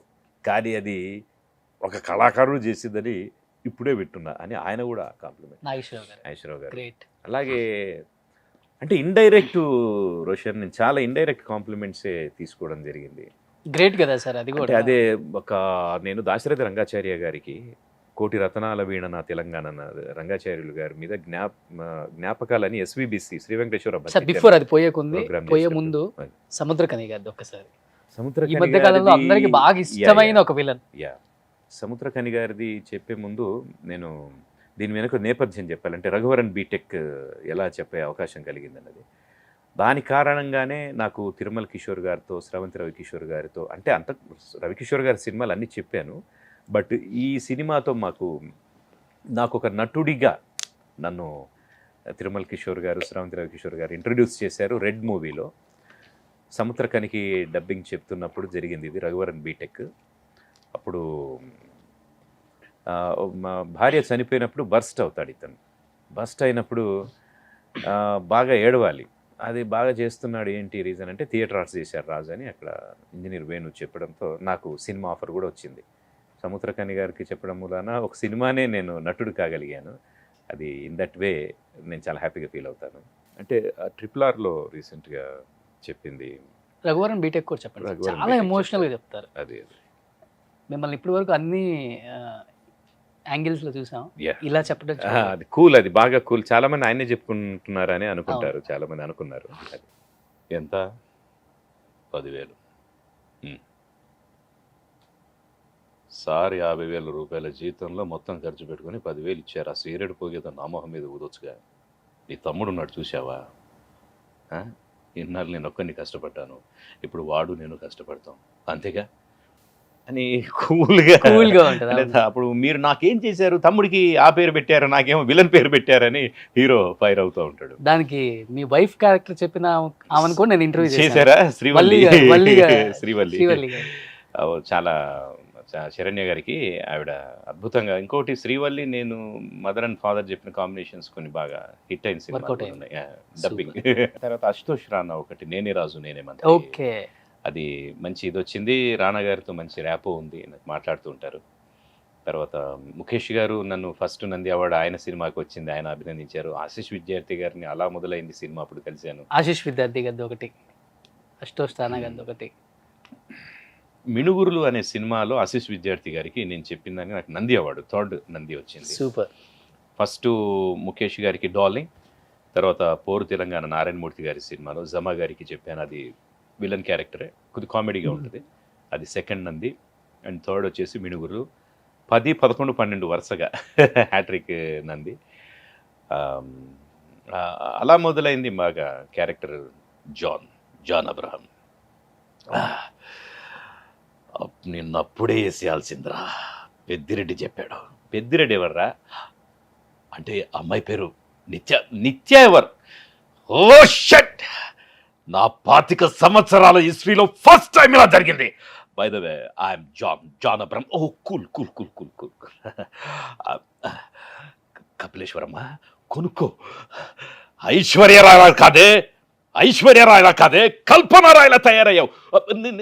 కాదు ఇక్కడ ఫోన్ అని దాన్ని చాలా కామెడీగా, అది చాలా క్యారెక్టర్స్ చెప్పాను, ఆయన చాలా సినిమాలు చెప్పాను, అది బాగా పేరు వచ్చింది. అట్లాగే అశుతోష్ రానా గారు నేనే రాజు నేనే మంత్రిలో క్లైమాక్స్లో ఒక డైలాగ్ ఉంటుంది, 75 సంవత్సరాలుగా ఉన్న పార్టీలో మేమే ఉంటాం, కొత్తగా సినిమా నటుడు ఒక ఆయన వచ్చి పార్టీ పెడితే అందులోనూ మేమే ఉంటాం. ఒక ప్రాంతీయ పార్టీ ఏదైనా వస్తే అందులోనూ మేమే ఉంటాం. ఒకవేళ మా పార్టీ అధికారంలోకి రాకపోయినా రాజీనామా చేసి అందులోకి మేమే చేరతాం. ఏం తీకతారా? ఏం పీకలేం. ఇది ఒక పెద్ద సెటైర్. తేజ గారి సినిమాలో కూడా ప్రతి సినిమా సీతాలో సోను సూద్కి చెప్పాను. సోను సూద్ గారు రవి గారు చెప్పారు. నేను ఆ సోను సినిమా- సూద్ గారిది ఒకటి. అదే. మీరు రవి గారు ఎలా చెప్పారు మేము విన్నాము, మీరు ఎలా చెప్తారు సోను సూద్ గారికి? అది సీతాలో కూడా నెంబర్ 1 ఉంటుంది. బాగుంటుంది. ఇదంటే ఆ అమ్మాయిని బాగా లవ్ చేయడం అలాగా. ఏయ్, ఇది మ్యారేజ్ డే అని చెప్పి సంతోషంగా ఉండాల్సింది పోయి టిఫిన్ పెట్టి నీ ఏడుపు మొహంతో నన్ను టార్చర్ పెడుతున్నావు కదే. మీరు ఎవరెవరింటి చుట్టూ తిరుగుతున్నారండి టార్చర్ గాక అనివరం చెప్పారా? అసలు నేను ఎందుకు పెళ్లి చేసుకున్నాను తెలుసా? నీ అందం చూసి కాదే, రాజకీయంగా నా భవిష్యత్తును చూసి. అలాగే అలా. ఇవన్నీ ఒకసారి discuss చెన్నై చేసావా? ఎక్స్ప్రెస్ ఒక్కసారి మీ ఎక్స్ప్రెషన్ తో ఎలా? మీనమ్మా, నీకోసమే నేను ఇక్కడికి వచ్చాను. ఎలాగైనా నిన్ను తీసుకొని వెళ్తాను. ఇదంతా నేను చేస్తున్నానంటే కేవలం నా ప్రేమ కోసమే చేస్తున్నాను తప్ప ఇంకొకటి కాదు. దానికోసం ఎవరినైనా ఎదిరిస్తాను అంటే దాన్ని తెలుగులో చెప్తే ఎలా ఉంటుందని చెప్పి. అసలు రీసెంట్ పిక్చర్ లో అర్పించారు కదా అలాగే పటాల్లో, మీకు బాగా ఇష్టమైన డైలాగ్ ఏంటి సార్? ఆడియన్స్ నుంచి భయంకరమైన రెస్పాన్స్ వచ్చిందండి. అదే సైనికుడు కలిపి చూశారు కదా ఆడియన్స్ తో మీరు కూడా? కలిసి చూశాను. చాలా అద్భుతంగా అసలు అక్కడ వైరస్ వీళ్ళని అటాక్ చేస్తున్నప్పుడు ఆ ఫీల్ కానీ, దానికి ముందు రామసేతు అక్షయ్ గారికి చెప్పాను. అడమ్స్ బ్రిడ్జ్, రామసేతు గురించి కోర్టులో వాదోపవాదాలు జరిగిన సన్నివేశం కూడా ఈ మధ్య చాలా మంది ట్రోల్ అవుతా ఉంది, బాగా వస్తూ ఉంది, వైరల్ అవుతా ఉంది. ఒకసారి రామసేతు నుంచి చెప్తారా? అక్షయ్ గారు ఒక ఇంటర్వ్యూలో ఒక డబ్బింగ్ ఆర్టిస్ట్ ఇన్ని డైలాగులు అసలుకి నీళ్ళు తాగేసినట్టు తాగేస్తున్నారు అనమాట. ఎక్కడ అక్కడక్కడ చిన్న చిన్న mistakes మర్చిపోయాను అనకుండా, చూసుకొని చెప్తాను అనకుండా, అసలు ఓ మై గాడ్. మిలాడ్, నేనొక్క విషయాన్ని మీకు క్లారిటీగా చెప్పదలుచుకున్నా. లంకలో రావణాసురుడు ఉన్నాడు అన్నది నిజమైతే భారతదేశంలో రాముడెందుకు లేడు? మీరన్నట్టుగానే బ్రిడ్జ్ కూర్చడానికి వాళ్ళకి ఎవరికి అభ్యంతరాలు లేనప్పుడు మనకు మాత్రం అభ్యంతరం ఎందుకు అని అడుగుతున్నాను. రాముడు మొట్టమొదట పాదం మోపింది ఇదే అని ప్రూవ్ చేయడానికి, రామసేతు ఇదే అని చెప్పడానికి నా దగ్గర ఒక వండర్ఫుల్ ఎవిడెన్స్ ఉంది. మిలాడ్, ప్లీజ్ దీన్ని చూసైనా సరే ఇది ఆడమ్స్ బ్రిడ్జ్ కాదు రామసేతు అని మీరు ఒక కన్క్లూజన్కి వచ్చి గౌరవ పబ్లిక్ ప్రాసిక్యూటర్ గారికి ఎక్స్ప్లెయిన్ చేస్తారని, జడ్జిమెంట్ ఇస్తారని నేను ఆశిస్తున్నాను. సో శ్రీనివాసమూర్తి గారు అన్నారు కాబట్టి ఆయన గుర్తు చేసుకోవాలి ఇప్పుడు. Yeah. The great legendary dubbing artist ఆయన కూడా. అండ్ నేను ఫస్ట్ ఫోన్ చేసి అడగగానే డబ్బింగ్ ఆర్టిస్ట్ని గుర్తించి మీరు స్క్రీన్ మీద చూపిస్తాను అన్నప్పుడు మేము ఎందుకు రామరోషన్ గారు మా ఇంటికి రండి అని చెన్నైలో ఆతిథ్యం ఇచ్చి ఇంటర్వ్యూ ఇచ్చారు. నాకు ఆ రోజు బాగా గుర్తుంది. బట్ ఆయన మిస్ అయింది, నేను చాలా ఫీల్ అయ్యాను సార్ ఆ రోజు. ఎలా ఉంటుంది మీ ఇద్దరి మధ్య ఫ్రెండ్షిప్, ర్యాప్, చాలా ఒక ఫ్రెండ్స్లా ఉండేవాళ్ళం అండి. యాక్చువల్గా నా మంచి మిత్రుడు హైదరాబాద్లో రాజు అని చెప్పేవారు శ్రీనివాసమూర్తి గారు. సో సాడ్, ఆయన మిస్ కావడం అనేటటువంటిది, ఆయన మేము మిస్ అవ్వడం అనేటటువంటిది సో సాడ్. ఆ లోటు తీర్చలేనిది. Very kind person, very talented artist, gentlemen. Union యాక్టివిటీస్లో కూడా ఆయన అక్కడ సికాడు అని మద్రాసులో ఉంది, దానికి సంబంధించి కూడా ట్రెజరర్గా, అవును, అంటే ఇంత బిజీగా ఉండి కూడా ఆయన తన కొంత సమయాన్ని యూనియన్ కోసం వెచ్చించారు. రాధారవి గారు, రాధారవి గారు, నారాయణ బాబు గారు, వీళ్ళంతా లీడర్స్. అయితే అన్ఫార్చునేట్గా ఆ సంఘటన ఫస్ట్ హార్ట్ అటాక్ అని అన్నారు, ఆ తర్వాత జారిపడ్డారు అని తెలిసి అసలు నిజంగా ఎందుకు ఇలా జరిగిందని ప్రతి ఒక్కళ్ళు కంటతడి పెట్టుకున్న వాళ్ళమే. ఆ లోటు పూడ్చలేంది. ఎందుకు ఈ మాట అంటే ఏదో అనడానికని కాదు, మేమందరం చాలామంది ఆర్టిస్టులం, డబ్బింగ్స్ అద్భుతమైన ఆర్టిస్టులు ఈ కింగ్డమ్లో ఎంతోమంది ఉన్నాం. కానీ ఒక ముగ్గురు, కనీసం ఒక స్ట్రైట్ మూవీస్ ఒక 1000, డబ్బింగ్ మూవీస్ ఒక 1000, 2,000 సినిమాలు చెప్పిన ముగ్గురు మాత్రం విశిష్ట వ్యక్తులు సాయి కుమార్ గారు, రతన్ కుమార్ గారు, శ్రీనివాసమూర్తి గారు. అంటే హీరోస్కే. ఇప్పుడు విలన్స్కి చెప్పాము, క్యారెక్టర్లు చెప్పాము, మళ్ళీ హీరోస్కి చెప్పాము, మళ్ళీ ఇంకొక విభిన్నమైన క్యారెక్టర్ చెప్పాము, ఇలా డిఫరెంట్గా చెప్పిన సందర్భాలు ఉన్నాయి. కానీ ఒక్కొక్క కనీసం 1000 సినిమాలకి, అది కూడా స్ట్రైట్ అండ్ డబ్బింగ్. అవును, చెప్పిన కళాకారులు ఎవరంటే ఈ ముగ్గురు గ్రేట్ డబ్బింగ్ ఆర్టిస్టులు. ఆ క్రెడిట్ వాళ్ళకుంది. సాయి గారు హీరోగా బిజీ అయ్యి ఆయన డబ్బింగ్ సింగ్ నేను చెప్పను అని అన్న తర్వాత రాజశేఖర్ గారికి ఆయనే చెప్పారు, సుమన్ గారికి ఆయనే చెప్పారు, వడ్డే నవీను, ఇట్లా వినీత్, ఇట్లా సూర్య గారి వాయిస్, సూర్య గారు ఇలా Singam cinema, oh my god. డబ్బింగ్లో సూర్య, అజిత్, అబ్బాసు, విక్రము, ఇట్లా అసలు కౌంట్లెస్ అనమాట. దాన్ని అలాగా రెండు మేనేజ్ చేశారు ఆయన. అంటే ఇప్పుడు రతన్ గారు, సాయి గారు 80sలో కింగ్స్ వాళ్ళు. అంటే ఒక ఘర్షణ సినిమా మీకు గుర్తుండే ఉంటుంది. అందులో ప్రభు గారు, కార్తిక్ గారు. ప్రభు గారిది బాగా పోలీస్ ఆఫీసరు, కొట్టానంటే పీస్ అయిపోతారు. ఇలాంటి ferocious, aggressive, angry man character Sai garu చెప్తే, అటు కార్తిక్ గారు ఒక సరదా, ఒక లవ్లీ క్యారెక్టర్, అట్లా ఆయన చెప్పేవారు. కానీ రతన్ అన్నయ్య ఆయన సినిమాలు నేను చెప్పాను, డ్రాప్ అయిన సందర్భం ఉన్నది. ఎందుకంటే ఇంకా చాలు, ఒక 50 years వచ్చినాయి కాబట్టి ఇంక వదిలేస్తానే ఆయన వదిలేశారు. సాయి గారేమో హీరోగా బిజీ అయ్యి వదిలేశారు. అలా అయిన క్రమంలో సాయి గారు చెప్పే క్యారెక్టర్, రతన్ గారు చెప్పే క్యారెక్టర్ రెండు చెప్పి బ్యాలెన్స్ చేసింది శ్రీనివాసమూర్తి గారు. అటు అగ్రెసివ్గా రాజశేఖర్ గారు అలాంటివి చెప్పారు, ఇటు వడ్డే నవీన్ లాంటి క్యారెక్టర్స్, అట్లాగే dubbing heroes so many, Vikram, Aparichitudu, అది అసలు మనం చెప్పలేము. అలాగే సింగం, సూర్య, అలాంటిది ఇలా అనుకోకుండా ఇలా జరగడం, అర్థాంతరంగా ఆయన వెళ్ళిపోవడం అనేది ప్రతి ఒక్కరిని బాధించిన సంఘటన. ఆయన ఆత్మశాంతి కలగాలి, భగవంతుడు మరి ఇంకా ఎన్నో సినిమాలు చెప్పుండాలి ఆయన. ఇప్పుడు హీజ్ ఆల్సో 50 years. కనీసం ఒక డబ్బింగ్ కళాకారుడు 60 ఏళ్ల వరకు ఒక ఫిజికల్ స్ట్రెంగ్త్ ఉంటుంది, వోకల్ స్ట్రెంగ్త్ ఉంటుంది, చెప్పగలుగుతాడు. ఆఫ్టర్ 60 అంటే ఇంకా అది వాళ్ళ ఇష్టాల మీద ఆధారపడి ఉంటుంది. కానీ 60 ఏళ్ల వరకు జవసత్వాలు ఉంటాయి. ఇంకా ఎన్ని క్యారెక్టర్స్ చెప్పుండేవారు. బట్ రీసెంట్గా సూర్య గారి వాయిస్కి తెలుగులో ఆర్సీఎం రాజు గారిని కాంటాక్ట్ అయ్యారు. శ్రీనివాసమూర్తి గారి రీప్లేస్మెంట్ అంటే ఆయన్నే అనుకుంటున్నారు. లేదు అంటే అలా అనుకోవడానికి కూడా లేదు. ఎట్లా అంటే ఇప్పుడు నేను కొన్నాళ్ళు ఆయన అభిమానిగా నేను ఒకసారి కలిశారు, ప్రశాంత్ ల్యాబ్లో కలిశారు ఫస్ట్ టైము. శ్రీనివాసమూర్తి గారు, నేను డబ్బింగ్ ఆర్టిస్ట్ అండి, కార్డ్ తీసుకున్నాను, ఇప్పుడిప్పుడే చెప్తున్నానంటే, ఆల్ ది బెస్ట్ అండి ఆయన, నాకు మీ ఆటోగ్రాఫ్ కావాలి అని. బలెవరండి ఆటోగ్రాఫ్లో అవన్నీ, ఆయన అసలు బ్యూటిఫుల్ వాయిస్ కదా, ఇవన్నీ ఎందుకులేండి, ఇప్పుడు ఏం లేదు కదా ఇక్కడ ఆటోగ్రాఫ్ తీసుకోవడానికి, నేను I have my dubbing card, ID card, దాని మీద మీ సిగ్నేచర్ పెట్టండి అని చెప్పి, ఎందుకండి ఇవ్వండి వీటి మీద ఏదైనా పేపర్ ఉంటే చూడండి, లేదండి ఇంతకంటే వాల్యుబుల్ థింగ్ లేదని పెట్టారు. తర్వాత నేను అలాగా చెప్తూ వస్తున్న క్రమంలో సీనుభయ్య అనేవారు, ఏమో హైదరాబాద్లో ఆర్సీఎం అని అంటే, ఒకప్పుడు ఆర్సీఎం ఆటోగ్రాఫ్ తీసుకున్నాడు తెలుసా అని. శ్రీనివాసమూర్తి గారు చెప్పినవి ఏమైనా మిస్ అయితే నేను ఇక్కడ మ్యాచ్ చేసేవాడిని. యాజ్ ఇట్ ఈస్ దించేస్తున్నారు. అది నాకు అంటే మా వాయిస్లు దగ్గర వాయిస్లుగా, కొద్ది తేడాలతో దగ్గర వాయిస్లు. అది నిజంగా ఒకే ఒక్కళ్ళు అర్జున్ గారికి, చాలా సినిమాలు అసలు 1000 సినిమాలు స్ట్రైట్, ఒక 1000 డబ్బింగు, ఒక 2000 మూవీస్కి హీరోస్కే చెప్పడం అంటే మామూలు విషయం కాదు. చాలా అరుదైన కళాకారులు. అప్పుడప్పుడు అలాంటి గొప్ప కళాకారులని మనం చూస్తాం. మరి ఇండస్ట్రీ అదేలా అయితే. ఇంకోటి మీరు అడిగిన దానికి నన్ను అప్రోచ్ అయిందని అని అంటే నేను ఎవరు అవ్వలేదు యాక్చువల్గా. ఇంకొకటి ఏంటంటే, ఒక్కోసారి డైరెక్టరు, ప్రొడ్యూసర్ ఛాయిస్ కూడా ఉంటుంది. మనం రెగ్యులర్గా చెప్తున్నాం ఒక క్యారెక్టర్ అంటే, ఇప్పుడు కొన్ని క్యారెక్టర్స్ నేను రెగ్యులర్గా చెప్పేవాళ్ళు కూడా వేరే వాళ్ళు చెప్పొచ్చు, అలాగే వేరే వాళ్ళు రెగ్యులర్గా చెప్తున్నాయి కూడా నేను చెప్పొచ్చు. దానికి ఏంటి అని అంటే, ఆ ప్రొడ్యూసర్ ఛాయిస్, డైరెక్టర్ ఛాయిస్ ఉంటుంది. ఆ క్రమంలో శ్రీనివాసమూర్తి గారు ఉన్నప్పుడే రమేష్ 2 సినిమాలు చెప్పాడు. అందులో విక్రమ్ ఒకటి ఉంది, అలాగే భీమ్ ఉంది. సో కాబట్టి అది మనమే చెప్పాలని ఏం లేదు, మనం రిప్లేస్ అని లేదు.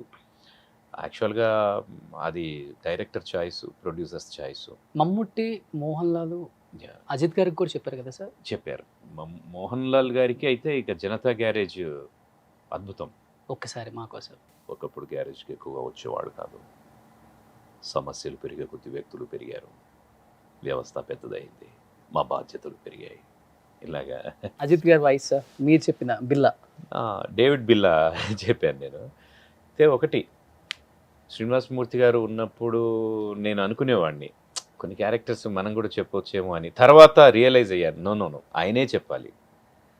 ఇప్పుడు ఆయన లేకపోయినా నాకు చెప్పాలనిపించట్లేదు రోషన్, ఎందుకంటే అది ఒక గురుభావం, ఒక సోదర భావం ఆయన మీద. అవి మనం చెప్పి ఈయన ఒకవేళ చెప్పాలి అనే అవకాశం వస్తే ఓకే. రీసెంట్గా ఫాస్ట్ అండ్ ఫ్యూరియస్ ఆయన చెప్పే క్యారెక్టర్ ఆయన లేరు కాబట్టి ఒక సినిమా స్టార్ట్ చేశాను ఇప్పుడు, అదొకటి English fast and furious 10th series వస్తుంది. అది డేవిడ్ బిల్లాలో అజిత్ గారికి నేను చెప్పింది ఒక మంచి డైలాగ్ ఉంటుంది. నా జీవితంలో ఒక్కో నిమిషం, ఒక్కో గంట నాకు నేనుగా నిర్మించుకున్నాను రా అన్నది ఒక డైలాగ్ ఉంటుంది, రెండరింగ్ బట్టి. అవును, అది అలాగా శ్రీనివాసమూర్తి గారు కూడా కొట్టారంటే 14 టన్నుల పౌండ్ చూస్తావా అనండి. అది ఆర్టిస్ట్ ఎలా చేస్తే మనం అలాగే చెయ్యాలి. ఇన్ని సంవత్సరాలు ఎప్పుడు ఈ వాయిస్కి వోకల్కి ప్రాబ్లం రాలేదా సార్? ఇన్ని బేస్ మారుస్తూ ఉంటారు కదా, హై పిచ్చి, లో పిచ్చి, గట్టిగా అరవటం, యాడ్ అవ్వటం. అవును, చాలా. అంటే నాకు ఒక్కసారి తీవ్రమైన సమస్య వచ్చింది, అది నా కెరీర్ బిగినింగ్లోనే వచ్చింది. నాకు మ్యారేజ్, అది లక్కీగా మ్యారేజ్ అయిన టైంలో వాయిస్ పోయింది నాకు. 21 days నాకు వాయిస్ రాలా. అయితే 2001లో నేను ఫీల్ అయ్యాను, వాయిస్ని నమ్ముకొని సరే ఏదో ఇందులో ఉన్నాడు కదా అని నాకు పిల్లనిస్తే ఈ నా వాయిస్ ఏంది పోయింది, ఇది రావట్లేదు, 21 రోజులు వాయిస్ అసలు పెగలట్లేదు, రావట్లేదు. ఇంకా లక్కీగా డబ్బింగ్లో కంటిన్యూస్గా ఉంటే వాయిస్ పోయింది అని ప్రచారం జరిగేది. అప్పుడు నేను మా మ్యారేజ్ కదా కొద్దిగా అటు ఇటు తిరగడం, హాలిడేస్ అట్లా ఉన్నానన్నమాట. ఎందుకో అది చాలా ఇబ్బంది పెట్టింది ఒకానొక సందర్భంలో. బట్ ఇంతగా వాయిస్ అప్పుడు యూసేజ్లో లేనప్పుడు అలా జరిగింది, చెప్పలేను. యూసేజ్లో ఉన్నప్పుడు ఎప్పుడు రాలేదు, ఇప్పుడు ఏం రాలేదు. దీనికి తగ్గట్లు ప్రికాషన్స్ ఏంటి అని అంటే, మాట్లాడే కొద్దీ గొంతు డ్రై అవుతూ ఉంటుంది, వోకల్ కార్డ్స్.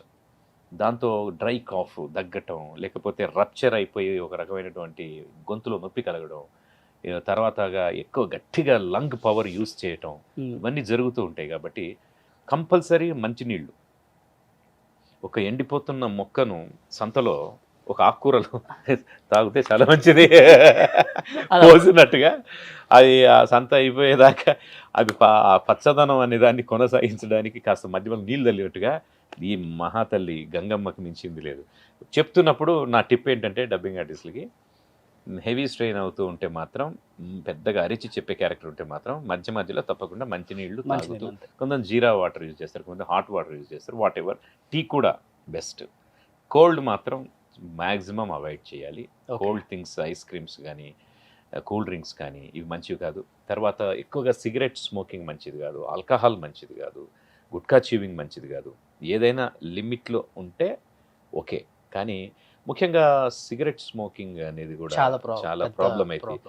ఎందుకంటే స్పీచ్ మెకానిజంలో ఏం చెప్తామనంటే, మనం sound, origin of the sound ఏంటి, ఒక వాయిస్ వస్తుంది అని ఇలా వస్తుందంటే దీనికి రీజన్, ఎయిర్ని మనం ఉచ్ఛ్వాసం ద్వారా లోపలికి తీసుకున్నప్పుడు, ఇన్హేల్ చేసినప్పుడు అది ఊపిరితిత్తులోకి వెళ్ళి ఎగ్జైల్లో, నిశ్వాసంలో బయటకు వస్తున్నప్పుడు లారింగ్స్, గ్రసనిలో ఉన్న ప్యారింగ్స్ అంటే స్వరపేటిక, ప్యారింగ్స్ గ్రసని, లారింగ్స్ స్వరపేటిక.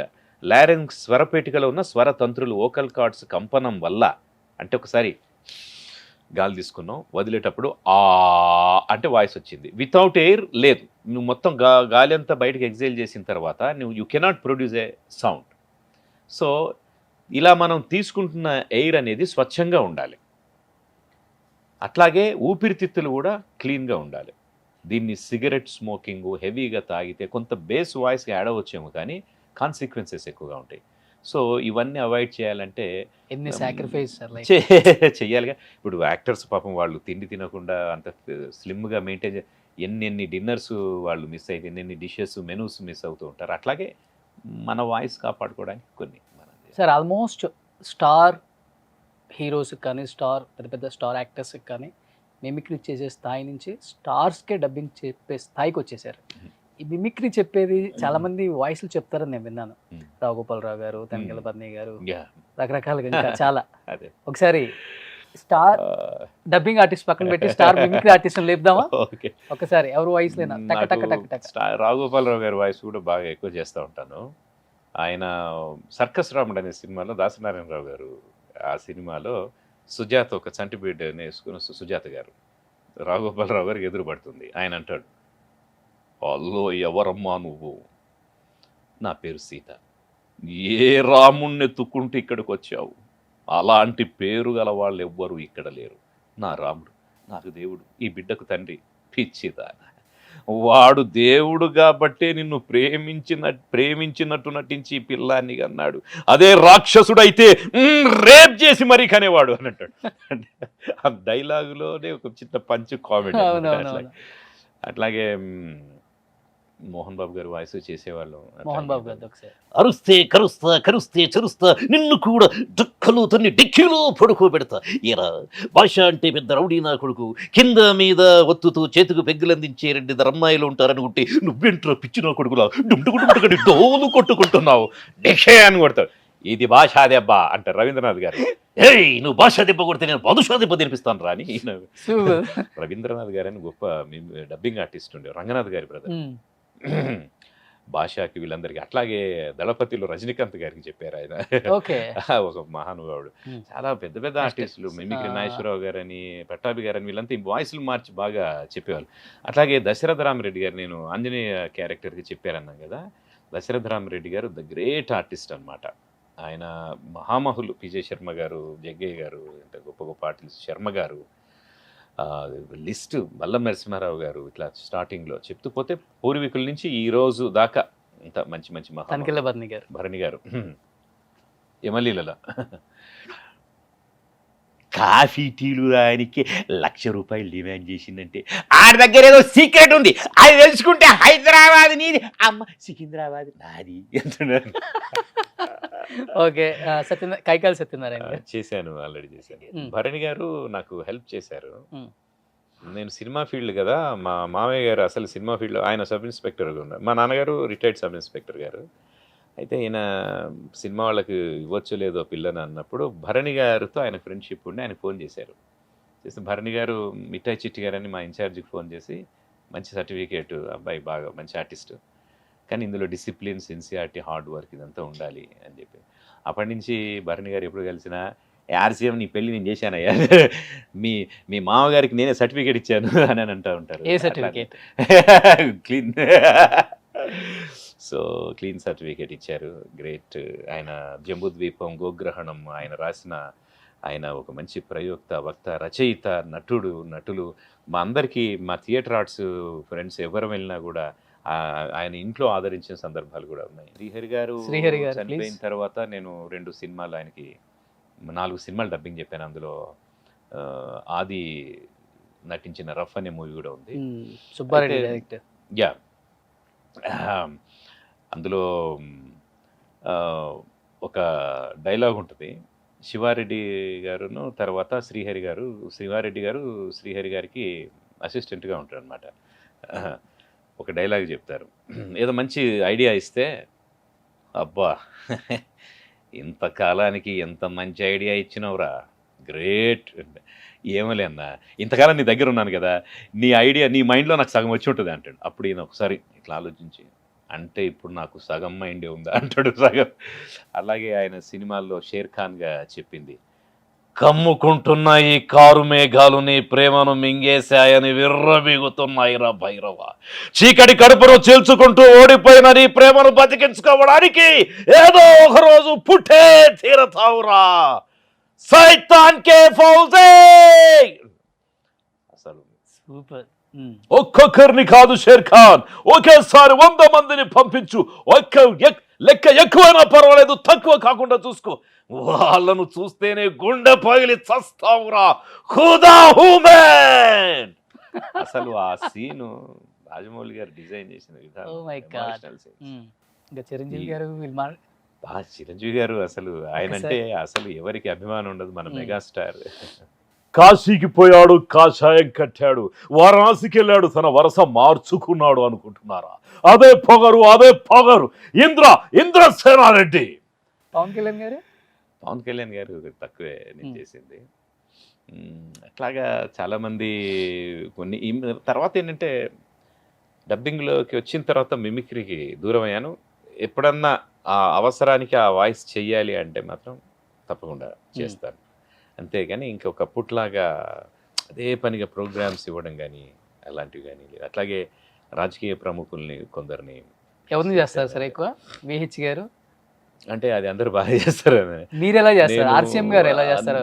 మిమిక్రీ ఆర్టిస్టులు చేయడం చూసాం కదా, అదే అదే. ద గ్రేట్ నేను- legendary dubbing artist RCM Raju గారు చేస్తే అయ్యే ఎలా లేదు, ఉంటుందో? అట్లేం లేదు. నేను అది వెంకయ్య నాయుడు గారు ఒకటి బాగా చేసేవాడిని. వెంకయ్య నాయుడు గారు ప్లీజ్. అమ్మలాంటిది కమ్మనైన మన తెలుగు భాష. తెలుగు భాషను ప్రేమించండి, తెలుగు భాషలోనే మాట్లాడండి. మీకు ఇంట్రెస్ట్ ఉంటే యోగా చేయండి. Do yoga for your body, not for Modi. ఇలాగా ఆయన ఈ మధ్య ఆయన ఎక్కువ స్టేజ్ మీద చెప్తారు తెలుగు భాష అంటే చాలా ఇష్టం ఆయనకి. అట్లాగే రఘునందన్ గారు బీజేపీ. ఎవరు చెప్పినండి మీకు? ఎవరు చెప్పిండ్రు? తెలంగాణలో పనిచేసిన వాళ్ళు ఎంత ఉన్నారు, ఇప్పుడు ఎంత ఉన్నారు మీరు చెప్తారా? లెక్క చెప్తారా అండి? ఊరికే మాటలు చెప్పుడు కాదండి. నేను కూడా హైకోర్టులో ప్రాక్టీస్ చేసిన ఒక లాయర్ ఉన్నా. కంప్లైంట్ ఇచ్చిన మీద కంప్లైంట్ చేస్తారా అండి? ఎక్కడ చూసినా వింత విడ్డూరం అన్నీ జరుగుతూనే ఉన్నాయి, అన్నీ చూస్తూనే ఉన్నాం. ఇది కాకుండా నాగేశ్వర్, ఎమ్మెల్సీ నాగేశ్వర్ గారు, ఓకే ఆయన మన దేశంలో ముఖ్యంగా పావర్టీ ఆఫ్ నాలెడ్జ్ ఉన్నది.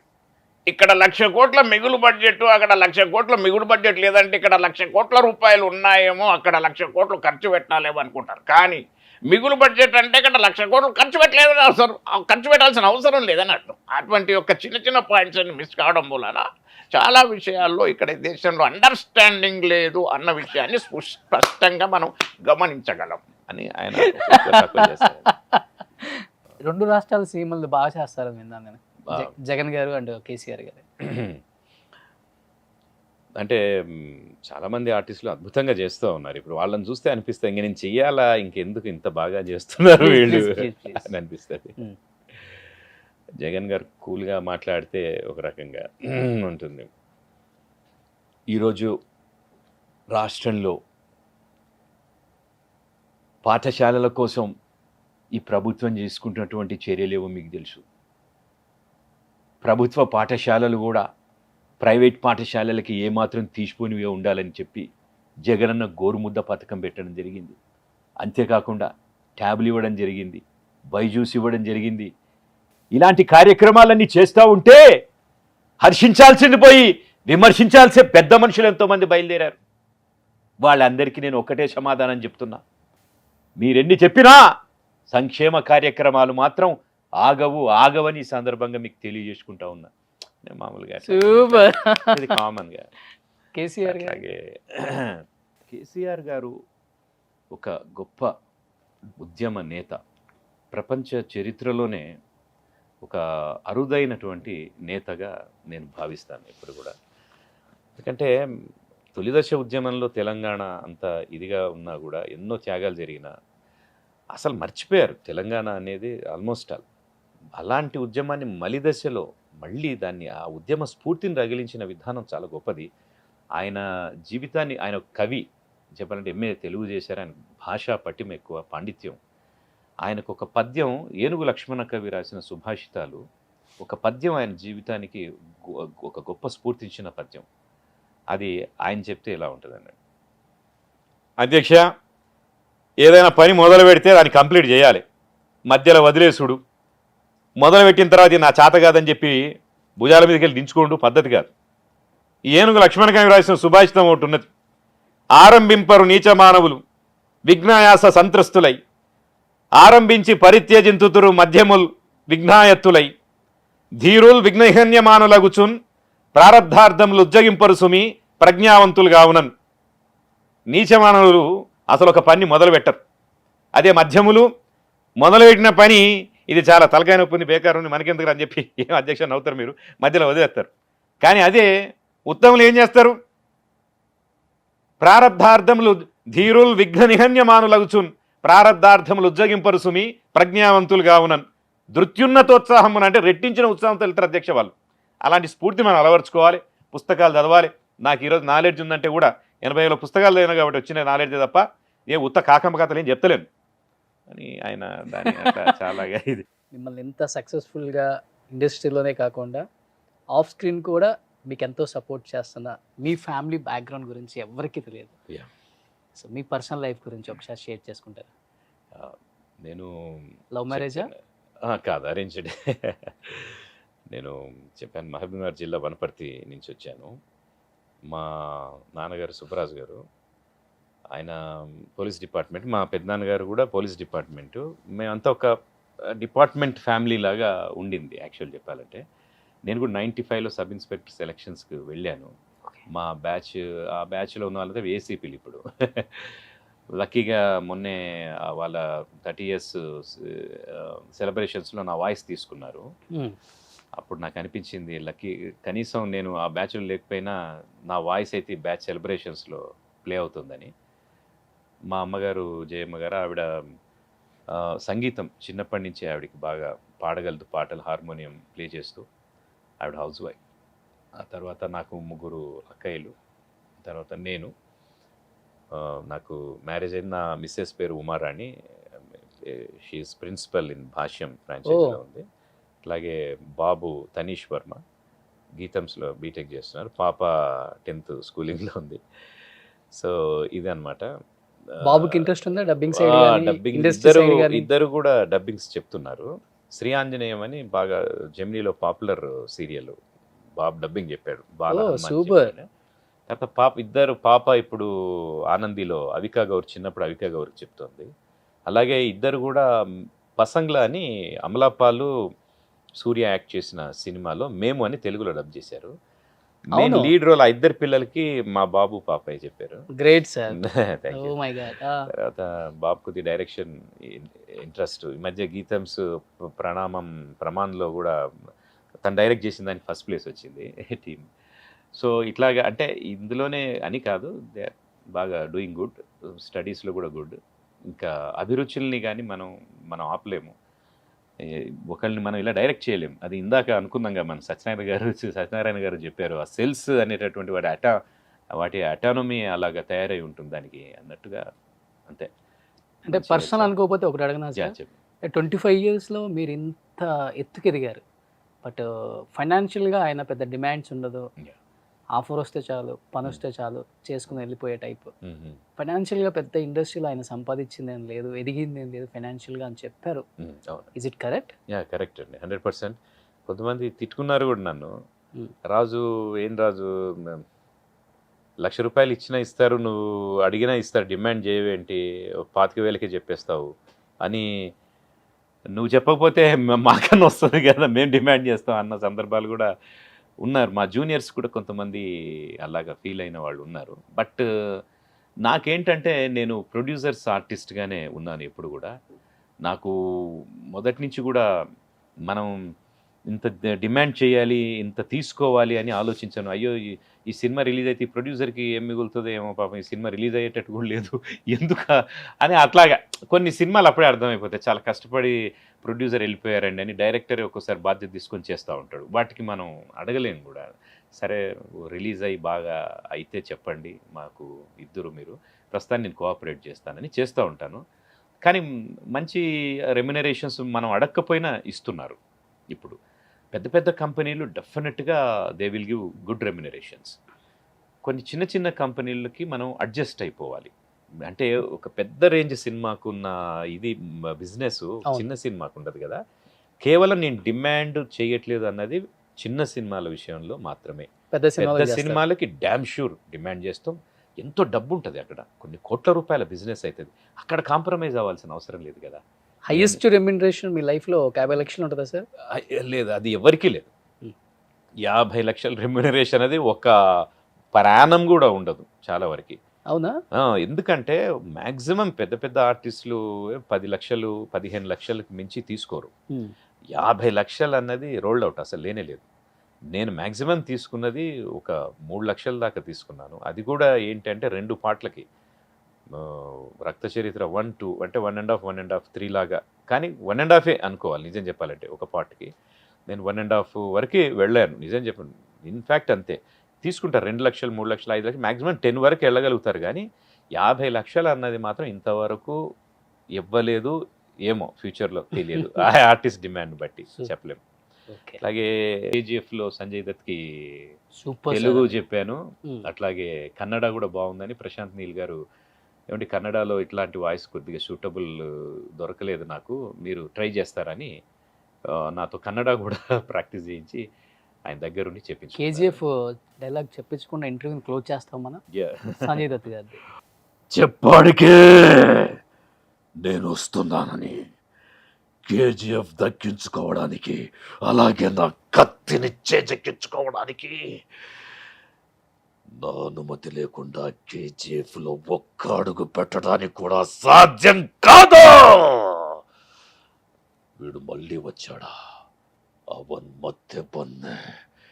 KGF ನಲ್ಲಿ ಒಂದು ಹೆಜ್ಜೆ ಇಟ್ಟೆಗೆ ಸಾಧ್ಯ ಆಗಿಲ್ಲ. నేనైతే అలా ఫీల్ అయ్యే అంతే చేశారు. నాకు రాదు అలాగే, అంటే అది ఎంత పిండుకుంటే అక్కడ అంత చెప్పాల్సిందే నేను. సో ఇంకా కాళామ తల్లి ఆశీస్సులతో, ప్రేక్షక మహాశీల ఆశీస్సులతో, అలాగే మీడియా వారు మీ అందరి సపోర్ట్తో ఇంకా మరి కొంతకాలం ముందుకు వెళ్ళాలి. వెళ్తారు సార్, దేవుడు మీలాంటి వాళ్ళకి ఎక్కువ బ్లెస్సింగ్స్ ఇస్తారు. Thank you so. ఎందుకంటే చాలా డౌన్ టు ఎర్త్ ఉంటారు. ఇంత ఎత్తు ఎదిగినా కానీ చాలా డౌన్ టు ఎర్త్ మీరు. సో నిజంగా I'm so blessed to see you today. I'm so happy to see you sir. ఎందుకంటే లాస్ట్ టైం మనం ఒకటి చేసిన దానికి ఎంత వైరల్ అయిందో, ఎంత అప్లాజ్ వచ్చిందో నాకు కూడా. ఒక ఇన్నోవేటివ్ థాట్ తీసుకొని చేశారు స్క్రీన్ మీద. డిజిటల్లో ఇలా కూడా చేయొచ్చా అని ప్రూవ్ చేయించగలిగారంటే బికాస్ ఆఫ్ మీ సపోర్ట్ ఆ రోజు కూడా.